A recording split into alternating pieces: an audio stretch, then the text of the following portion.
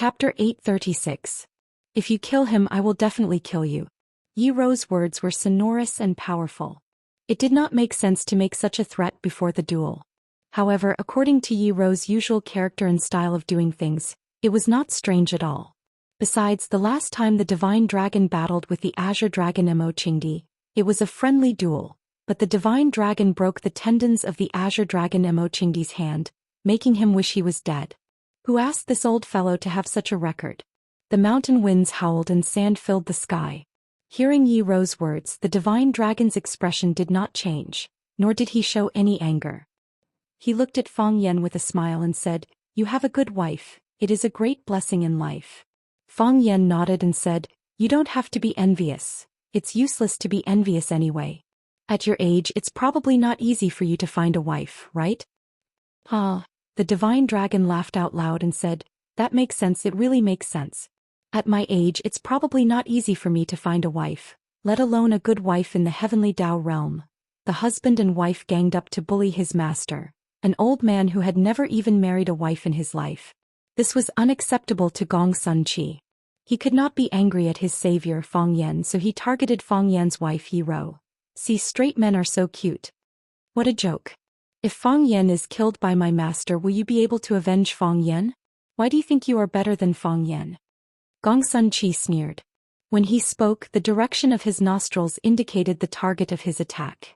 Yi Rou glanced at Gong Sun Chi and said, "What right do you have to speak? What do you mean? If you were slightly more powerful, would you still need your master to fight Fang Yan personally?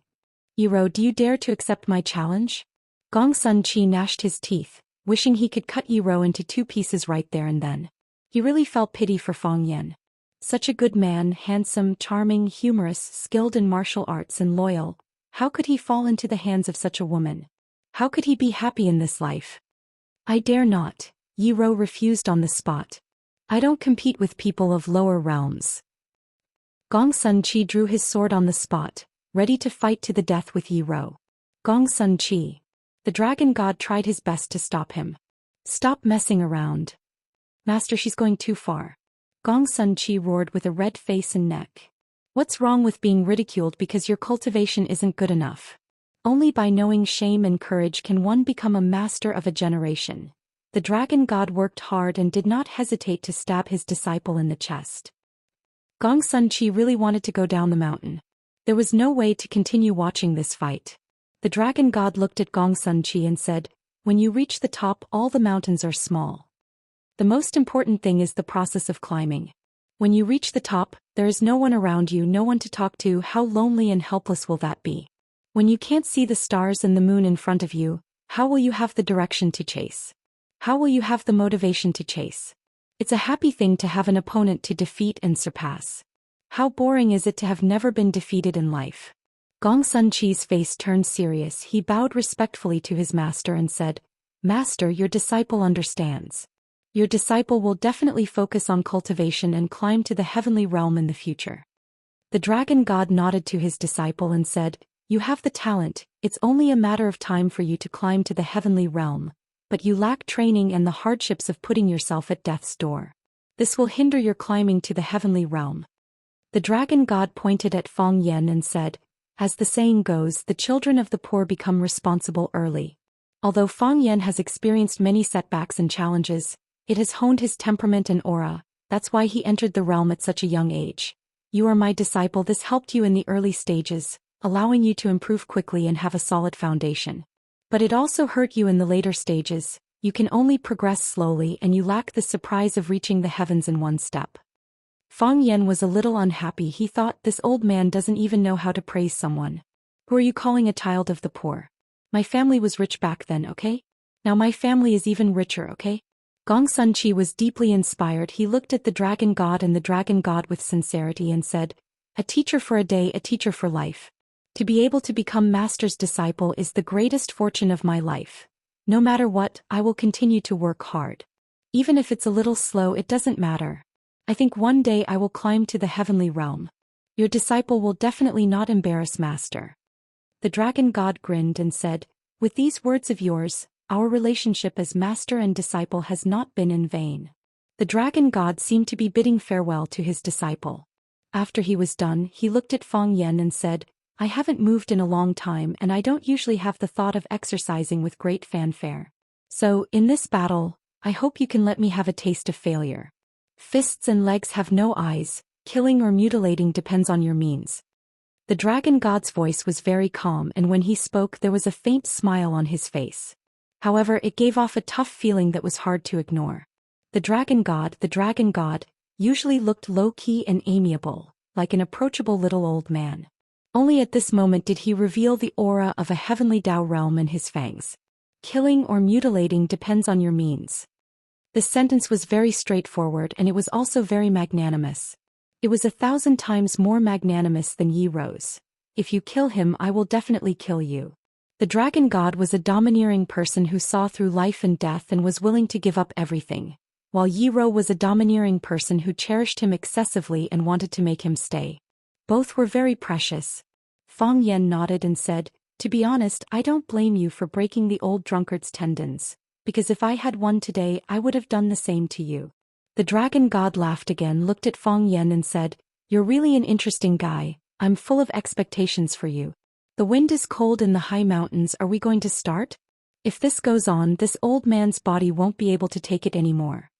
Fang Yen turned to look at Yi Rose, looked straight into her beautiful eyes and said, I'll be right back. Yi Rose nodded. If I don't come back, I will avenge you and then raise your parents. There's something else I need your help with, but I don't know how to ask. Speak. Our Fang family has only one child for generations. If I don't come back today, when you have children in the future, can you choose one of them to be surnamed Fang? The muscles on Yi Rose's face twitched and she asked coldly, Do you think the child's father will agree? Fang Yan's expression changed drastically and he said, Are you really going to have children with him? Why not? Yi Rose looked straight into Fang Yan's anxious eyes and said, If that man is Fang Yan. Fang Yan stretched out his arm and Yi Rose lay in his arms like a little bird. There was no shyness nor was there any violence. It was so natural, filled with reluctance. Gong Sun Chi glanced at his master and then quickly looked away. He thought, Master doesn't need to do this, right? Yi Rose and Gong Sun Chi began to retreat and they only stopped when they reached the edge of Flying Peak. Even this place wasn't considered safe for two heavenly Tao realm experts to fight. However, they were powerful themselves. As long as they didn't directly participate in the battle, just some forces and rocks wouldn't be able to harm them. Fang Yen and the divine dragon stood facing each other. One side's clothes were whiter than snow, and they were moist like water.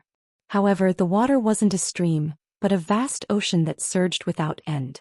The other side wore a heavy gray robe and he had a steady and unshakable aura. Both of them had their auras converged and not a single bit of their forces leaked out. Even so, they still gave off an unreachable sense of distance. Fang Yen was smiling and so was Tiafeng. Both of them were smiling naturally and casually without any signs of danger.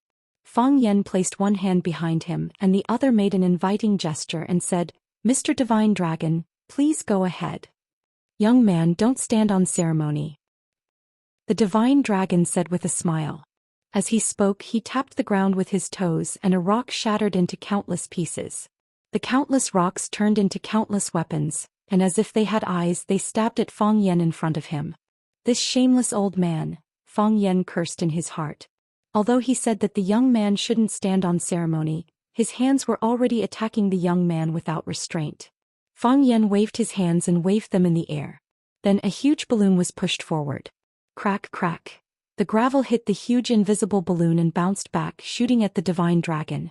At the same time, the balloon drifted towards the divine dragon desperately, as if it was going to envelop the entire divine dragon inside. With a smile on his face, the divine dragon stretched out a finger and poked at the balloon. Master, Gong Sun Chi's heart almost jumped out of his throat. He was not sure about the strength of the water overflow state, but he knew that there was something else to this balloon. As long as his master's body touched this balloon, it would explode and tear him into pieces. Poof! The divine dragon tried his best to tap the balloon with his finger. Just like a soap bubble blown by a child, it disappeared in the air without a trace. There was no explosion and no one was torn apart. This made Gong Sun Chi confused, but he could not ask anyone else. After all, she was the only one present who could answer his questions. He did not want to ask her. This exchange was completed in the time it took for a spark to fly off a piece of flint. Both of them only lifted their toes and waved their arms. During the battle, both of them stood in the same place and did not move at all. Everything returned to normal. The divine dragon looked at Feng Yan and said with a smile, "This is considered a warm-up, right?" Feng Yan nodded and said, "Warm-up complete." Chapter 837. The foot of Feng Mountain was bustling with noise. Master Zhang, did they start fighting? Did they start fighting or not? Who knows? There wasn't even a bird, let alone a human. I say, someone like the dragon god wouldn't go up the mountain through this path, right? They stood on the peak after a few leaps and bounds. Do you think this is a fantasy film? No matter how powerful they are, they're still human and they have to walk properly. I heard they went to the Ghost Sorrow Peak and some people are climbing there. Should we go and take a look? The dragon god is too much. Why didn't he do a live broadcast of such a big battle? If we stay here, they won't even know when the battle is over. Why don't we set up a big screen here in the Grand Canyon for a live broadcast? We can buy tickets to enter, drink beer, eat barbecue and have a few pretty girls. Hey, he's not economical at all. Do you think this is a challenge tournament? What kind of master is Mr. Dragon God? I heard he's like a god who can kill a big tiger with one punch. Beijing. A villa in the suburbs. Qin Etienne held a cup of tea and stood on the edge of the corridor, looking at the undulating peaks in the distance. Those peaks belonged to the sphere of influence of Fragrant Mountain and were far away from Feng Mountain. However, she was watching with deep focus, as if the battle of the century that she had been longing for was taking place there. She wasn't like the other rich young masters, who drove luxury cars with famous wine and beautiful supermodels to protect them. She knew the meaning of this battle and she also knew what defeat meant. However, this battle was beyond her ability. Moreover, with that woman by Feng Yan's side, even with Qin Etienne's arrogance, he had to admit that she was more suitable than him. My battlefield is not there. Qin Etienne retracted her gaze and said to herself, "This is an unfair world. Some people are born high above and have everything. Some people struggle their whole lives but end up poor and destitute. Some people enjoy the blessings of multiple lovers and some people give their hearts but don't get any warm response. I know you're not satisfied. You think you work harder than them, you think you're smarter than them and you put in more effort than them. But he didn't receive any special treatment from others. It was as if everyone in the world had their eyes on that person. It's like a clown in a circus. You try your best to perform the funniest performance in the most difficult action, but all the audience is attracted to a guy who is acting as a puppet. They gave him flowers, applause and riches. You, on the other hand, are unknown, doing what you have done countless times. Yes, it's unfair. I feel that the world is too cruel to you. But unfair things happen every day and poor people appear every day. Why should I give you such a chance?" In the Phoenix Orchid Grove in the courtyard stood a man completely shrouded in a black robe. He stood there motionlessly as if he had become one with the phoenix tree. However, his eyes were bright. This was the only proof that he was still alive. "Because I think you're more valuable than them," Qin Etienne said coldly. "High and mighty without any feelings. So, prove to me the value of your existence." The man bowed slightly and disappeared from the courtyard. Mu Ying walked over and stood behind Qin Etienne. He followed her line of sight and looked at the mountain peak in the distance. He asked, "Is he trustworthy?" "Of course not," Qin Etienne answered without hesitation. "Would you trust a blade?" "Young lady, what do you mean?" "I'm only giving him a chance to prove himself. I don't trust him at all. Trust is a very precious word. I have to give it to the people I care about the most." "I understand," Mu Ying nodded. "Has the battle begun?" Qin Etienne asked. "Our people have arrived at Feng Mountain, but they haven't found the exact location of the battle between Feng Yan and the Dragon God. This is also their intention. They don't want anyone to disturb them except for the two sides. But as soon as they have a result, they will send it back immediately." Qin Etienne didn't deny it. She handed the teacup to Mu Ying and said, "I'm going to take a bath." Mu Ying took the teacup and continued to guard the place. He knew that countless people were waiting for the final result. Watching. Lu Zhaoge finished his work and walked to the courtyard for a few steps to get some fresh air. "It's good. At least I can take a breather now." The Lan clan of Lan Mountain Valley, the Lu clan of Willow Tree, and their Chaoyan technology were all in great danger when the Jiang clan suddenly launched an attack on them. Any carelessness and they could be destroyed or devoured by them. Coupled with Li Yu's kidnapping and Du Qing's imprisonment, the ironclad alliance they had painstakingly built in Huaqing was almost dismembered. Without Huaqing to support Fang Yan, how could they fight against the Jiang clan in the future? Fortunately, at the most critical moment, the Qin clan jumped out and helped them offset the majority of the Jiang clan's attack and attracted the Jiang clan's main firepower. But the situation still wasn't optimistic. The Jiang clan was still the Jiang clan, and the Qin clan didn't intend to start a full-scale war with them. It was already difficult for them to protect themselves. To defeat the Jiang clan they didn't even know how to start. But if Fang Yan won it would be tough for him. Lu Chaoge didn't know martial arts but she was a smart woman. She knew how to judge the situation. She was very clear that the success or failure of this battle would determine the success or failure of Chaoyan technology, and the existence of the ironclad alliance of Huaqing. If Fang Yan was defeated or killed in battle, would the Qin clan still be willing to support them like this? Would Lan Mountain Valley and Lu Shu who were fighting together with them still advance and retreat with them? If Fang Yan was no longer around, how much loyalty would they have left to this side? The worst-case scenario was that when they realized that the situation wasn't right and smelled blood, they might turn red and counterattack, becoming their biggest enemy. As an outstanding manager, as Fang Yan's representative in Huaqing, he had to have this sense of crisis. He could only keep this thought in his heart, in the deepest part of his heart. He couldn't even let his current battle partners know about it. He had to be fully prepared. Lu Chaoge was very tired. But at this moment she suddenly relaxed. She felt that it was a little strange. Fang Yan was fighting a decisive battle in Feng Mountain, and his life was hanging by a thread. Shouldn't she be more worried? Shouldn't she be under more pressure? Since she figured out the reason. She gave up, or rather temporarily gave up. Because the decisive factors were all gathered on Fang Yan. Fang Yan bore all the pressure for them. If Fang Yan won, then they would naturally sound the horn to counterattack and fight to the death with the Jiang clan. But if Fang Yan lost or Fang Yan died, their efforts in Huaqing wouldn't have much meaning. With just them they couldn't stop the attack of the Jiang clan or other forces. This had nothing to do with how hard they worked. Only now did Lu Chaoge truly realize the importance of Fang Yan's existence to them. That young man, that delicate man with thin shoulders, the man who idled around all day and was complained that he didn't do proper work, was actually supporting and protecting them in his own way. Fang Yan. Lu Chaoge looked at the gray sky. Today's weather wasn't very good. There was no moon or stars in the sky. However, the night breeze was cool so it didn't make people feel depressed. Lu Chaoge held her stomach and said softly, "You must live." Swallow Doc. The teacher was used to sleeping early. If there was nothing else he would eat dinner at around 8 o'clock every night, boil a bucket of hot water, soak his feet and then lie in bed to sleep. Of course he was also the earliest to get up in the village.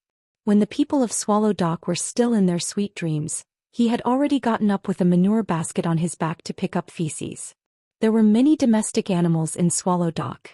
The animals wandered around and defecated everywhere. However, the people who came to Swallow Dock would feel that it was especially clean. It was rare to see any animal feces, because they were all picked up by the elders of Swallow Dock, led by the teacher. The night was gloomy and the weather was cold. The teacher who lived at the entrance of the village was the first to bear the brunt of the cold. The north wind blew, almost sweeping up the straw mat in his thatched cottage. The teacher stood in the middle of the courtyard wearing a fox skin. He looked up at the sky and muttered to himself, "It's probably going to snow heavily before the Lapa festival." He held an enamel jar in his hand which contained a large amount of tea leaves. After taking a big gulp of the tea leaves, the teacher looked at the green mountains in the distance and sighed. This child is still too impatient. But isn't the water overflow realm in line with the heavens? If I had severed my mortal thoughts back then, where would I be now? Since Fang Yan has the confidence to challenge the dragon god, it means that he is fully prepared. He will soar to the heavens tonight. Fang Clan. Fang Clan's ancestral hall. Fang Hui, the old master of the Fang Clan, didn't have dinner that night. In the evening he asked his eldest son-in-law to push him in, then chased his son-in-law away and closed the door of the ancestral hall. Before this he had already abstained from meat and wine. He knelt in front of the plaque of the Fang clan's ancestors and prayed devoutly. He didn't believe in ghosts and gods, but he still hoped that they could protect his grandson. Fang Yan will win. Chapter 838. This was a world where looks mattered. Jia Zhaoqiang was short and fat and he stuttered a little. According to the natural elimination law of society, it was not easy for a man like him to find a partner. However, if he was the second young master of the Jia family in Yanjing, it would be a different story. Jia Zhaoqiang knew where his disadvantage was. Compared with other handsome playboys, he felt that he was too simple and honest. Therefore, in order to make up for his shortcomings, Jia Zhaoqiang especially liked to spend money. Anyway, he had secretly calculated that according to his current daily consumption level, the existing assets of the Jia family were enough for him to squander for 365 years. Even if he gave 265 years to his elder brother, he still had 100 years to enjoy. Jia Zhaoqiang was very worried that he would not live to 100 years old. Therefore, Jia Zhaoqiang put in a lot of effort when he spent money. For example, this time, in order to enjoy the much-anticipated Battle of Foam Mountain, Jia Zhaoqiang brought a team of hummers. There were 2 bodyguards from the famous security company Golden Shield Security. In fact, he did not need bodyguards at all. However, rich playboys and young ladies all brought bodyguards. If he did not bring 2 bodyguards, wouldn't he be looked down upon? There was a chef and a personal assistant, red wine produced by a centuries-old Bordeaux wine cellar, a charcoal oven and a rising B-list star Li Qing whom he had arranged a time earlier. Naturally, Jia Zhaoqiang gathered with other playboys. They drank and bragged and then took beautiful girls to the tent for wild sex. After Jia Zhaoqiang drank 2 bottles of wine and ate a few pieces of fat but not greasy lamb legs, he became interested in that aspect. He dragged the star named Li Qing into the tent. Li Qing followed Jia Zhaoqiang with infinite shyness in the midst of the playful teasing of those playboys. Whoosh!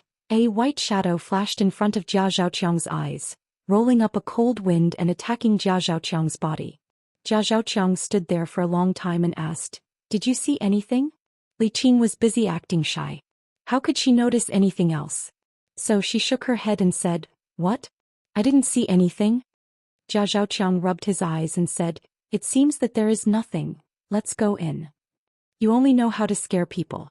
Li Qing pinched Jia Zhaoqiang's fat arm. It was more like she was scratching and flirting with him. "I really saw a shadow," Jia Zhaoqiang said seriously. Seeing Li Qing's tender and alluring little face, Jia Zhaoqiang felt that there was really no need for him to waste time on some insignificant matters. So Jia Zhaoqiang held Li Qing's little hand and said, "Maybe I'm seeing things. Come quickly, I'm in a good mood, I'll let you enjoy yourself today." Pa! A black object flew towards Jia Zhaoqiang's face.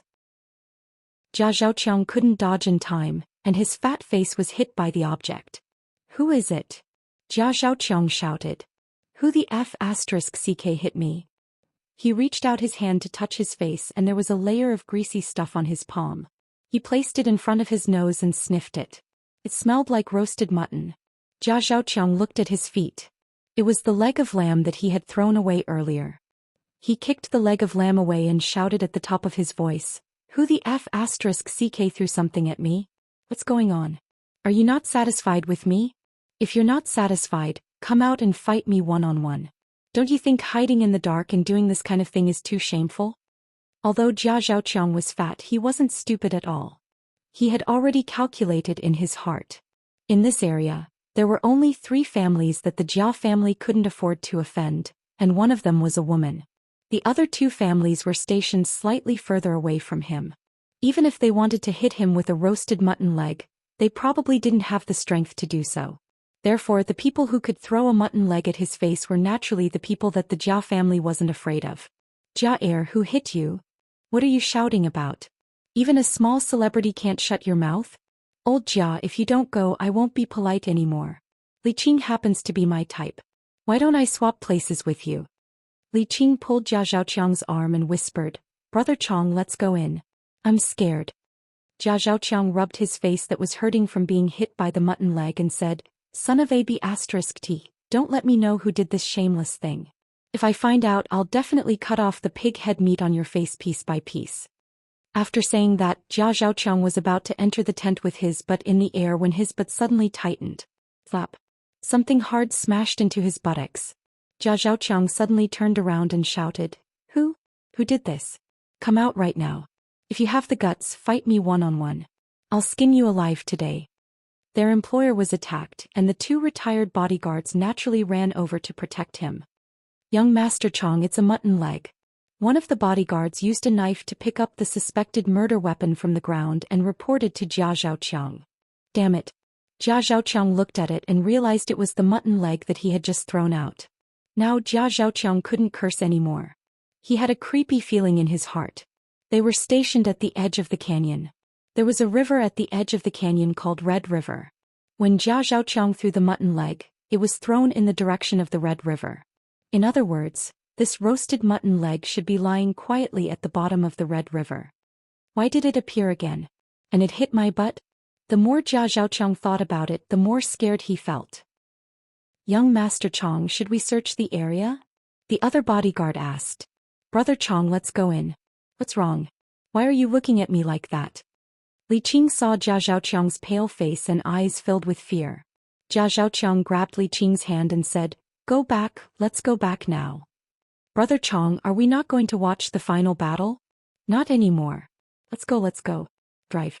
Go and drive. Ada and Aquan are in our car. Be careful. Yes. The two bodyguards didn't know what was going on, but they agreed readily. To be able to squeeze in the same car with the beauty Li Qing was something they couldn't ask for. Although Li Qing couldn't jump to the top in the eyes of these bodyguards, she was already an unapproachable big shot. After warming up, it was time to get down to business. Shenren's body disappeared on the spot, then suddenly appeared in front of Fang Yan. Shenron struck with his palm. It was an ordinary palm. Fang Yan reached out to receive it, but it was too late.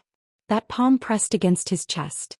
The heart of Tai Chi spun naturally and the chi in his body leaked out wildly. Then it gathered at the chest that was about to be hit by Shenren's attack. That palm hit a transparent ball of light. It was like a firefly that was freed from a bottle cap.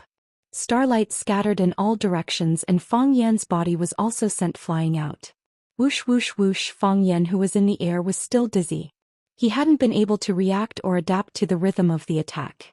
Fang Yan's eyes were still watching the moment Shenron disappeared, but Shenron had already arrived in front of him. When Fang Yan saw Shenron coming to him, he had already struck with his palm.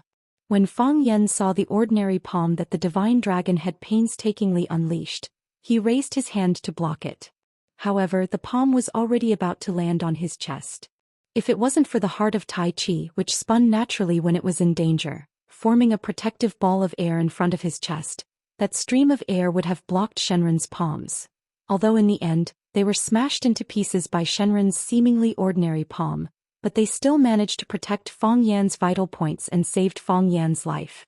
Otherwise, who would be willing to suffer Shenren's palm for nothing? Fang Yan's body kept flying. He flew over Yi Ro's head, over the forest, over the boulders, and was about to fly out of the range of the mountain to the cliff where he missed his footing. Fang Yan knew the height of Feilai Peak. If he were to fall, he would definitely die. He forcefully gathered his chi and leaped into the air, taking large strides towards the peak of Feilai Peak. It looked like a celestial being sprinting in midair. Fang Yan's feet landed on the ground, and he felt a sweet taste in his throat as he spat out a mouthful of blood.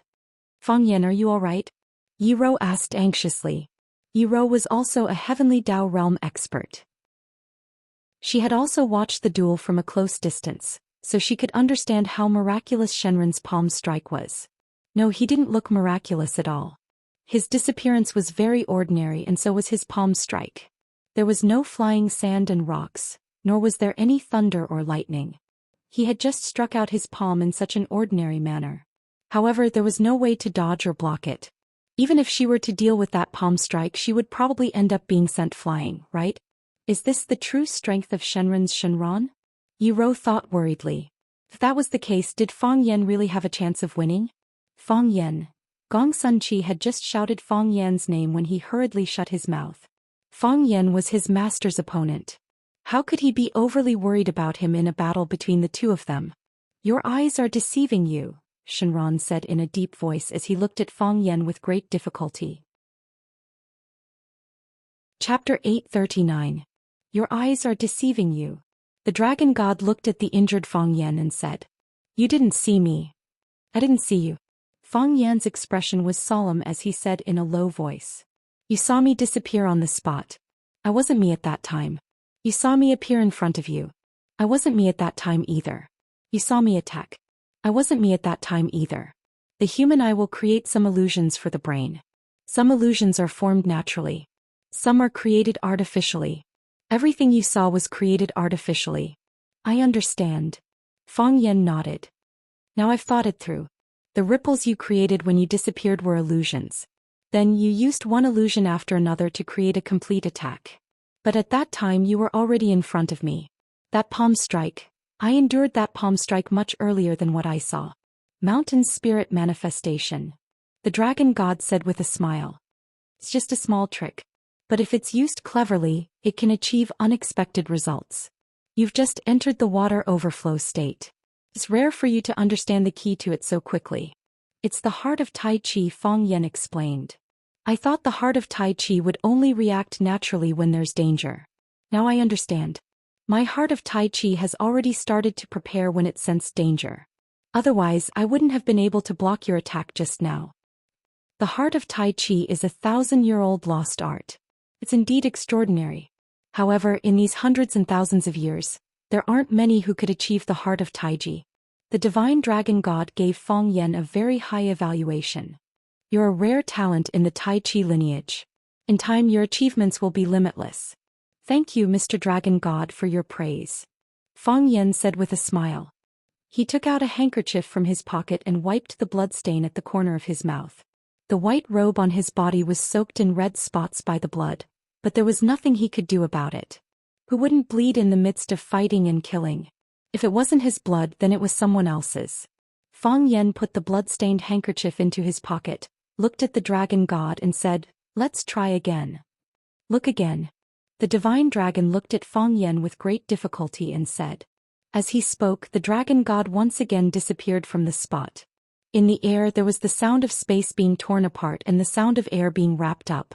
The divine dragon once again appeared in front of Fang Yen and slapped Fang Yen's chest. It was the same attack method as before. The sense of rhythm. The dragon god's desperate attacks already had its own unique rhythm.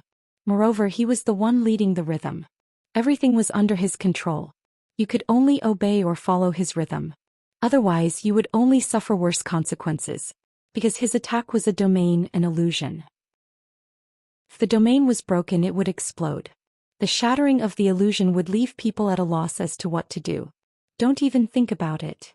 Fang Yan's eyes turned cold as he gritted his teeth. This time, no matter what, he would not let the dragon god hit him again. Just as he was thinking this, the heart of Taiji had already started to spin. That transparent crystal seemed to be motionless, but it had already increased its speed to the limit. It was like the sun and moon in the sky that had not moved, but their speed was not something that could be followed by human strength. Waves of warm air broke down from the crystal core and gathered at the spot where the attack was about to hit. They were about to gather into a ball of light again and block the dragon god's desperate attack. Of course, this was the heart of Taiji's natural resistance. Fang Yen also wanted to resist. His body spread out and his feet drew circles on the ground. His body spun into a white ball of light. This time he finally had the time to fully spread out drunken crane riding the wind. His body turned into a ball of feathers, a leaf and a transparent ball of light. When you hit a feather with your fist, would the feather be hurt? No, before your fist even touched the feather, the strong airflow stirred up by your fist would have already sent the feather flying. Fang Yen was the feather that could be sent flying at any time. Of course, this time was different from the last time. This time he was the one who wanted to be sent flying. He was consciously trying to avoid and defend himself. Last time he was accidentally hit and was sent flying. Fang Yen felt that he was well prepared this time. Pa! Another palm hit Fang Yan's chest. The palm was light as a feather, but it suddenly came. It pierced through time and space without any warning. Moreover, Fang Yan's drunken crane riding the wind didn't even have time to dodge this palm. In other words, even if Fang Yen turned into a ball of feathers, the dragon god's desperate palm could still destroy the feather. If he used too much strength, the feather would fly away. If he used too little strength, he wouldn't be able to cause any damage to the feather. However, this choice wasn't too difficult for the dragon god's desperate life. He wanted to hit and he hit. It looked as simple as eating and drinking. Fang Yen tried everything he could and prepared himself, but still couldn't stop the dragon god's desperate palm. And it was the same palm that he had used before. A fight between experts can change in an instant. Once a technique is used too often, it can bring fatal danger to oneself. However, the dragon god's desperate life managed to use the same palm to send Fang Yan flying twice in a row. Fang Yan's body once again flew into the air. Like a kite, he was blown into the air by the wind, then forcefully used qi to twist his body. Whoosh! Fang Yan stepped through the air, once again landing in front of the dragon god's desperate life. The dragon god stared at Fang Yan and smiled. At that time, you shouldn't have forcefully used qi. Fang Yan smiled, but dark red blood flowed from the corner of his mouth. Fang Yan's internal organs were injured, and this injury was more serious than the last time. This time it was your brain that lied to you. The dragon god stared at Fang Yan and smiled. Fang Yan once again took out the handkerchief from his pocket and carefully wiped the blood from the corner of his mouth. Then he folded the handkerchief once again. He folded the blood-stained part inside to prevent it from dirtying his clothes when he put it in his pocket. After he was done with these matters, Fang Yan looked at the divine dragon and said, "I understand." "What do you understand?" the dragon god asked. "I understand how an expert should fight." Fang Yan grinned. He laughed heartily and comfortably. "Yes, this kind of feeling is really wonderful. You only used your finger to poke through a layer of window paper, but you can discover a colorful and wonderful world." The water overflow realm focused on intent and not action. The intent was the soul and action was the bone. In the past, when Fang Yan fought with others, he would always use all sorts of moves to fight with his life on the line. Elbow strikes, crotch kicks, throat grabbing, nothing was spared. It was all to defeat his opponent. But it was different now. Such a method could not injure an expert at the heavenly Tao realm. Just like a figure like the dragon god, he might shatter you with a palm before you could even throw a punch. Forget about moves. There was no need to deliberately remember anything. Just follow the heavenly Tao naturally. The heavenly Tao was the highest law, far surpassing the martial Tao that Fang Yan had painstakingly learned for more than 20 years. Now they should be using intent and aura to fight and not just those moves from before. Otherwise you would be at a disadvantage, always slower than others. Gongsun Chi came in front of Yi Ro and whispered, "What do they mean? Why did Master say that Fang Yan was deceived by his brain? Can the brain deceive itself?" Yi Ro did not even look Gongsun Chi in the eye and said with a deadpan expression, "You don't understand." Gongsun Chi knew that he was here to embarrass himself. They weren't even from the same world as them, so why did they come here? Then, the smile on Dragon God's face gradually disappeared. He looked at Fang Yan seriously and said, "Let us begin for real." Just as he said that, Fang Yan had already appeared in front of him. No, he appeared above him. Fang Yan was flying high above, holding a huge balloon in his arms. The balloon looked like it was corporeal and it even made hissing sounds as it fell. There was gas flowing around the balloon, and when some of it was released, more of it would come in to replenish it. Fang Yan pressed the balloon in his hand towards the top of the dragon god's head. The dragon god's struggling fingers stretched out halfway before he quickly retracted them. His body turned illusory and he disappeared into thin air. Rumble!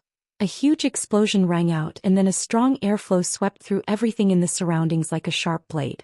The grass was broken, and some of the thicker branches and tree trunks were also directly cut into two by the scattered air currents. The place where Dragon God was standing just now had become a huge pit more than a meter deep. The stench of burnt rocks came from the pit, and some weeds and branches were directly burned into the air. If Dragon God had not dodged in time, he would have been vaporized by now. Dragon God stood on a large protruding rock, looked at the huge pit and looked at Fang Yan with interest and said, "This is getting interesting." In the cave halfway up Feilai Peak, a man wrapped in a black robe sat. He was motionless like a withered corpse, but his ears were slightly perked up, listening to every movement on the mountain top. He was the third party in this battle. Chapter 840. 1,000 cups of wine was too little. To the Dragon God, the current Fang Yan was the only one who could truly be his opponent.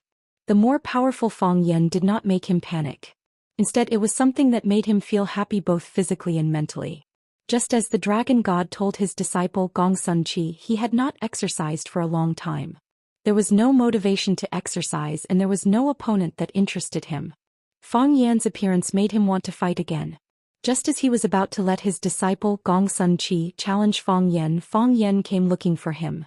However, Fang Yen was an expert who had just entered the overflow state.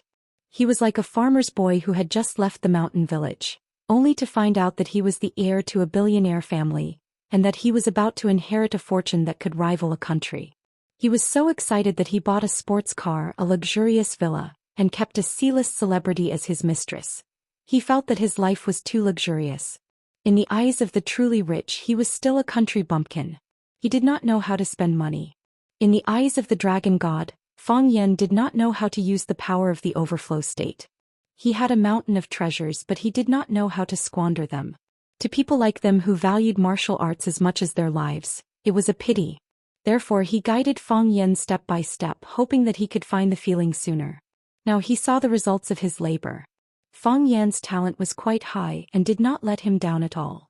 Of course, if Fang Yen was not talented enough, he would not have been able to understand the deeper meaning of his words so quickly. "Congratulations on entering the water overflow realm," the dragon god said to Fang Yen with a smile as he struggled to stand on the protruding boulder. Fang Yen understood what the dragon god meant. At this time he truly had the power of the overflow state. Although he had entered the overflow state long ago in the previous battles, he was still a martial artist who only knew how to use brute force. He would be confused by the illusion created by the enemy, and he would be blinded and led by the opponent's consciousness. He could not be himself. He could not unleash the true power of the water overflow realm. "I know how to fight now," Fang Yen said with a smile. He bowed slightly to the dragon god and said, "Then let me use my ultimate strength to defeat you. Come, avenge Mo Qingdi." "That's what I thought before. I wanted to defeat you just like how you defeated Mo Qingdi," Fang Yen said with a serious expression. "But now I only want to defeat you. This is the true meaning of this battle." "What? Are you not willing to avenge Mo Qingdi?" "I think he would be willing to settle such a matter himself. Even if I did defeat you, he would only see it as me defeating you and not as me avenging him." "Indeed." The divine dragon nodded his head with much difficulty. "This is the character of not underestimating the enemy. I found the true meaning of fighting." Fang Yen smiled and said, "So, please accept my challenge." As he spoke, Fang Yan's body rose into the air. His figure disappeared in the air, then reappeared in front of the dragon god. Fang Yen slammed his palm towards the dragon god's face. It was a light punch, seemingly without any force behind it. However, after seeing Fang Yan's attack, the dragon god Mo underestimated the enemy's expression became unprecedentedly solemn. This palm was full of concept and power. He formed a delicate balance, an extremely closed and domineering domain. This made the dragon god unable to accept it, but it would not be good if he did not accept it. The divine dragon tenaciously sent out a palm strike as well. It was also a light and seemingly powerless palm strike. Ho! Their palms collided in the air, creating ripples in the air. As their palms approached, the ripples became larger and larger, and the air currents gathered became more and more frenzied. Fang Yen and the dragon god's palms finally met, like two magnets slowly approaching each other. Like repels, the greater the magnetic force, the greater the force you exert, the greater the repulsive force. Hiss! The air currents stirred up by Fang Yen and the dragon god hissed, like a beautiful shirt that was torn to pieces before it could be put on. This was Fang Yan's domain meeting dragon god's domain. When the air currents in the domain were completely drained, both of their domains could not hold on any longer and exploded at the same time. Boom! The transparent gas exploded. Other than the dust in the air and the large crater on the ground, there was almost no evidence. Meanwhile, Fang Yen and the dragon god Laborious disappeared to the left and right. When they appeared in front of everyone again, it was when Fang Yen grabbed a big ball and slammed it on the dragon god Laborious' head. The dragon god Laborious punched out and a huge hole appeared in the ball, but it still persisted and shrouded the dragon god Laborious' body. Boom! The ball smashed on the boulder under the dragon god Laborious' feet, and the boulder bore the brunt of the violent force. Huge cracks appeared on the surface of the stone. First it broke from top to bottom. Then cracking sounds rang out incessantly. Countless small cracks appeared. Finally, the base of the huge stone could no longer support itself and collapsed with a rumble. With his attack missing, Fang Yen did not dare to delay. He quickly turned around and the dragon god Laborious' palm was already aimed at his back. Fang Yen punched back, and in an instant the two exchanged more than 300 punches and more than 700 kicks in the air. In a flash it was like a thunderbolt. Gong Sun Chi was dumbfounded and said, "Is this the heavenly Tao realm? Their strength chi is endless? The cycle is the true meaning of the water overflow realm. Force is like water and the chi in one's body is inexhaustible. The constant flow of force is called water overflow." Yi Rou raised her eyebrows and said, "According to this fighting style with their cultivation level, it's normal for them to fight for 3 days and 3 nights. Gong Sun Chi was amazed and said, "Amazing. We should chase after them bravely and not let them monopolize the glory." Yi Rou did not have a good impression of Gong Sun Chi, and if it wasn't for the sake of supporting Fang Yen she wouldn't have minded beating him up. If Fang Yen defeated Laborious, Gong Sun Chi would definitely want to avenge his master. When that happened she would have to beat him up. If Fang Yen was defeated by Laborious she might have to kill Laborious in order to avenge Fang Yen, and if he wanted to avenge his master she would still have to beat him up. They were born to be enemies. This contradiction could not be reconciled. Since they were not friends, Yi Rou's tone was not polite at all. "Work hard." Yi Rou's voice was cold and she said, "But some things can't be done with hard work." Boom! A thunderous sound once again resounded in the air. When the giant ball exploded, Fang Yen and Laborious Life were rushing to the periphery. When the explosion ended, sand and pebbles flew everywhere, and the trees withered and disappeared. They had almost raised half of the flying peak to the ground. Fang Yen stood on the east side of Flying Peak, while Laborious Life stood on the west side of Flying Peak. The two stood facing each other from afar, not saying a word, not even taking a step, but the sound of swords clashing could be heard. "Sword!" Laborious Life shouted. Gong Sun Chi threw the sword in his hand over, and when Laborious Life reached out to catch it, the scabbard naturally fell off, and the sword that fell into Laborious Life's hand happened to be the 3-foot-long sword. With the sword in hand, Laborious Life's aura became even colder and more murderous. "I like using swords. Do you have a suitable weapon?" Laborious Life looked at Fang Yen and asked. Fang Yen shrugged and said, "I only have this pair of palms." "Then I'll take advantage of you," Laborious Life smiled and said. He didn't have to say that. Because opponents of their level could hurt with just a flying leaf or a plucking flower. Some were good with spears, some with short swords. Some were good with fists or iron palms. If a sword against a fist was a great advantage, then what about a sword against a spear? In the end, it all depended on the subtlety of the technique or the control of strength as well as the right time and place. Laborious Life might not be able to win against Fang Yen even with a sword, just like how Emochingdi the Azure Dragon couldn't win against Laborious Life even with a spear. Fang Yen practiced Tai Chi, so holding a spear or a sword wasn't his forte. In the path of martial arts, one had to use what one was good at. For example, Fang Yen killed Tao addict Song transplanting seedlings with one shot. Seeing Laborious Life using a spear, Yi Rou raised her eyebrows slightly. She knew that it wasn't good for Fang Yen, but she didn't say anything. Laborious Life's forte was good with a sword. This was something everyone knew. It would be unfair if he wasn't allowed to use a sword in the competition. Besides, if Fang Yen had a weapon he liked, he could use it too. Laborious Life would not stop Laborious Life. Looking at the sword in Laborious Life's hand, Yi Rou's heart couldn't help but tighten. This sword was called Exorcist. Back then, Laborious Life used this sword to cut off Emochingdi the Azure Dragon's tendons, causing the Azure Dragon's cultivation to be completely destroyed. Since then he had been a useless person. Now that he had used the Demon Slayer sword again, what would be Fang Yan's fate? Laborious Life raised the Exorcist Life sword, the seemingly ordinary pitch-black sword without a trace of light. "Fang Yen, take this," Laborious Life said to Fang Yen. Chapter 841. You can only see the demon-slaying sword before and after he draws his sword. Emochingdi once said to Fang Yen. It meant that when the dragon god draws his sword, you can't see the earth sword in his hand. Fang Yen naturally believed it because Emochingdi didn't see it back then either. Otherwise he wouldn't have expressed his feelings like this. Fang Yan's current level was the same as Emochingdi's back then, but he didn't dare to say that he was stronger than Emochingdi back then. At his peak, Emochingdi was glorious, much more high-profile and dazzling than he was now. Of course, this was mainly because he liked to keep a low profile. He wasn't the kind of man who would go around showing off his achievements. For example, the fact that he had stepped into the water overflow state.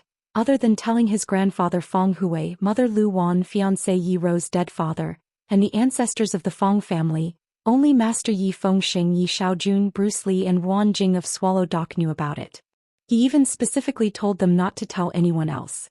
He didn't like to show off and he didn't like to be feared. Feng Yan knew that the dragon god had lost his patience. Based on their level of cultivation, if they were to fight regularly, it would probably take 3 days and 3 nights. Obviously, that wasn't in line with the dragon god's interests. First, he didn't want to fight with Feng Yan for so long. Because the longer it went on, the greater the impact. Maybe even the country would step in to stop it. A battle without an outcome was like doing something without a climax. It was a waste of time and energy.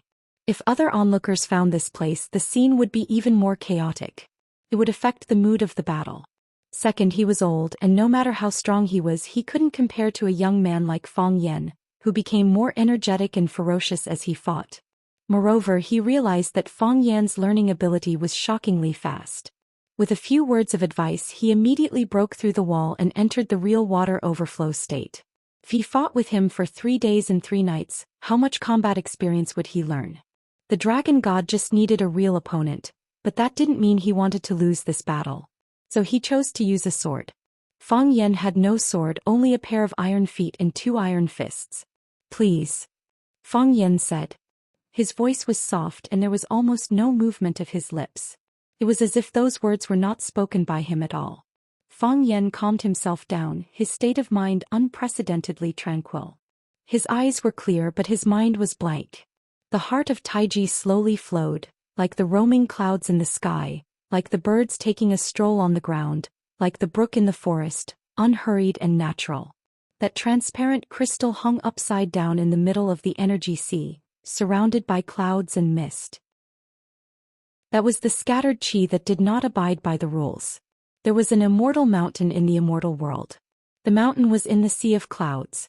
Under Feng Yan's gaze, the dragon god's life disappeared. It was like a goshawk disappearing in the sky. The goshawk was powerful, but the sky was vast and boundless. It was difficult for it to cause any ripples. Feng Yan only had eyes for that sword. It was a very strange scene. The body of the dragon god's life disappeared, but the sword in his hand was still there.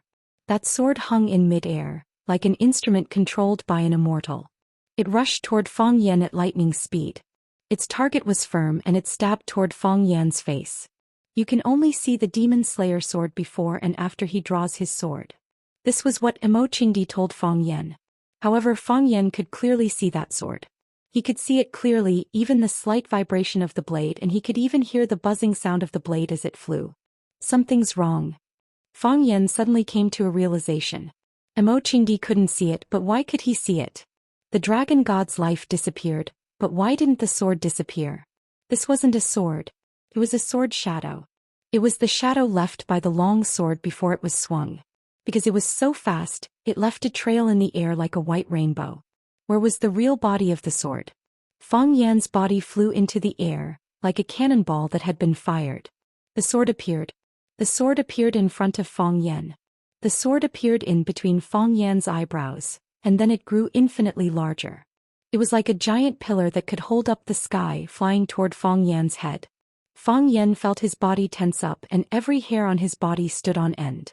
He felt the energy and hot blood in his body surge up from the bottom to the top, and then gathered in the middle of his head, as if it was going to burst through the top of his head and then burst out. It was a fear that reached the depths of his bones. Feng Yan had a strong feeling that he was going to be split in half. This sword was earth-shattering. It was ordinary, but it was majestic and spectacular. It made one's heart tremble and it was difficult to parry. There was no sound of thunder and no flash of lightning. It was just so quiet, like a ghost ship that suddenly appeared from the Black Sea. He was unstoppable and it wasn't something that could be done by a human. Immortal vanquishing. Gong Sun Chi shouted in agitation. His pupils dilated as he muttered something. This is the immortal vanquishing sword art. It's said that after the battle of the twin dragons, Master sealed this ultimate move, and it has never been used in front of others. So this is the might of the immortal vanquishing sword. This is the might of the immortal vanquishing sword. It's too shocking. Feng Yan. Yi Ro called out inwardly. Her hand was already holding on to the end of the whip by her waist, ready to rush forward to save him at any moment. She knew that sparring between heavenly Tao realm existences wasn't to be disturbed. She knew that this was a battle of honor and dignity between two peerless experts. She also knew that if she were to interfere she would be breaking the rules. She even knew that it would be difficult for her to succeed even if she tried to save him. However, he was her man, her husband that she wanted to spend the rest of her life with. She couldn't watch helplessly as he was slain by a single sword strike. Rules? What honor and dignity? Anyone could have it. All she wanted was for Fang Yan to be safe. Fang Yan's forehead was burning with pain. It was a pain that felt like his aura was about to be sliced apart. The clothes on his chest peeled off inch by inch, and before they could separate from his body, they were already burning in midair. Countless sparks appeared in the sky before they were instantly extinguished into ashes. Fang Yan closed his eyes. He raised his hands to block the sword as though it was a natural counterattack, but also a natural self-preservation reaction when one encountered danger. A golden beam of light tore through the sky, illuminating the entire peak of Feilai Peak as though it was daytime. The light of Taiji. This is the light of Taiji. Gong Sun Chi was like a child who had never seen the world as he shouted in agitation. He had long heard that Fang Yan had figured out the light of Taiji. For this, a few elders from the Dao sect had specially gone to Swallow Dock to visit him, hoping that he would join the Dao sect and revive the declining trend of the Dao sect. He did not expect that he would not have the chance to see this unique skill until now. Fang Yan did not even use it when they went on a mission to the Millennium Palace. Of course, he also knew that with the flashy appearance of the light of Taiji, if Fang Yan used it, he would become a human target, and everyone would gather towards the place where the light of Taiji flashed. A smile also appeared on Yi Ro's face, but she was not as excited as Gong Sun Chi. She knew the magic of the light of Taiji and secretly prayed that the light of Taiji could help Fang Yan block the killing move that the divine dragon had painstakingly used with all his might. This was Fang Yan, the man that Yi Ro liked. The light of Taiji. This was the light of Taiji that Fang Yan had figured out when he was besieged on the summit of Single Sword Peak. The light of Taiji was like a solid pillar of light, but it also looked like a huge golden sword. It went towards the demon-slaying sword that the divine dragon had painstakingly used. The demon-slaying sword slashed on the light of Taiji and a strong burst of air was heard. The light of Taiji swept away the demon-slaying sword and blocked this round of attack that the divine dragon had painstakingly used. The divine dragon's painstakingly used body appeared in the air and then disappeared again. He gripped the sword with both hands and flew down from above. Then he slashed at the light of Taiji. Like a knife cutting through tofu, the light of Taiji that was like a golden rainbow was cut into two by the demon-slaying sword. The sword's momentum did not decrease and continued to slash towards Fang Yan's face. The divine dragon's sword was definitely going to cut Fang Yan in two. No, if he was affected by the sword chi on the demon-slaying sword, it was likely that Fang Yan's whole body would be blasted into pieces. However, there were already very few people in this world that could make him a second severance. Even Mo Qingdi in the past had been severed under his third severance, so he could no longer move. Fang Yan could be called a prodigy of the martial Dao tier. Fang Yan's body was still flying backwards. Forced by the sword chi, Fang Yan's speed of retreat was even faster. The divine dragon was also chasing after him at high speed, looking like he would not give up until he achieved his goal. The demon-slaying sword was still in Fang Yan's eyes, but he knew that it was not the real sword. It was only the trajectory left behind by the sword when it was moving at high speed. Fang Yan's pupils dilated, and then his eyes also felt scorching hot. Fang Yan's eyes began to bleed. The blood flowed on his face and slid down his cheeks. Then his nose and mouth also began to bleed. The blood that flowed out did not even have time to spread. The demon-slaying sword slashed down from the top of Fang Yan's head, and his body was cut into two. Starting from the top of his head, then between his brows, eyes, nose, mouth, neck, abdomen and neck all the way to the lower part of his body. One Fang Yan became two halves of Fang Yan, and the two halves of Fang Yan fell to the left and right at the same time. This strike was clean and efficient, as easy and casual as a knife cutting through tofu. There was no blood. The divine dragon had worked hard and he actually did not see any blood. Chapter 842. There was no blood, which proved that he had missed. He found it hard to accept this outcome, but it seemed to be the truth. What he had slashed was not Fang Yan but Fang Yan's shadow. It was so fast that it almost solidified into an afterimage. Because Shenlong was too fast and his sword was too sharp, even his shadow could be cut in half. So where was the real Fang Yan? An invisible enemy was the most dangerous one. Shenlong sensed the danger. After his sword missed, he did a 180-degree turn and slashed horizontally without any hesitation. However, he was still one step too late. Screech, the sound of flesh being cut could be heard. Fang Yan's body flew in the air like a flying white sheep. Unbeknownst to him, he was already behind the divine dragon, holding a broken sword formed from the light of Tai Chi and stabbing it into the back of the divine dragon. With one successful strike, Fang Yan retreated. Screech, the demon-slaying sword slashed across Fang Yan's body, leaving a huge gash on his body. Crack. Both of them retreated at the same time and landed on the ground at the same time. Shenlong stood on the east side of the mountain peak, while Fang Yan stood on the west side.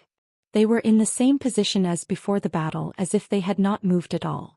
To the spectators, the two of them seemed to have fought for a few rounds, but all of this happened in the blink of an eye. Even the current recording equipment would not be able to capture any of their movements. The two of them stood opposite each other again, looking at each other calmly. After a few breaths, blood began to ooze from Fang Yan's chest.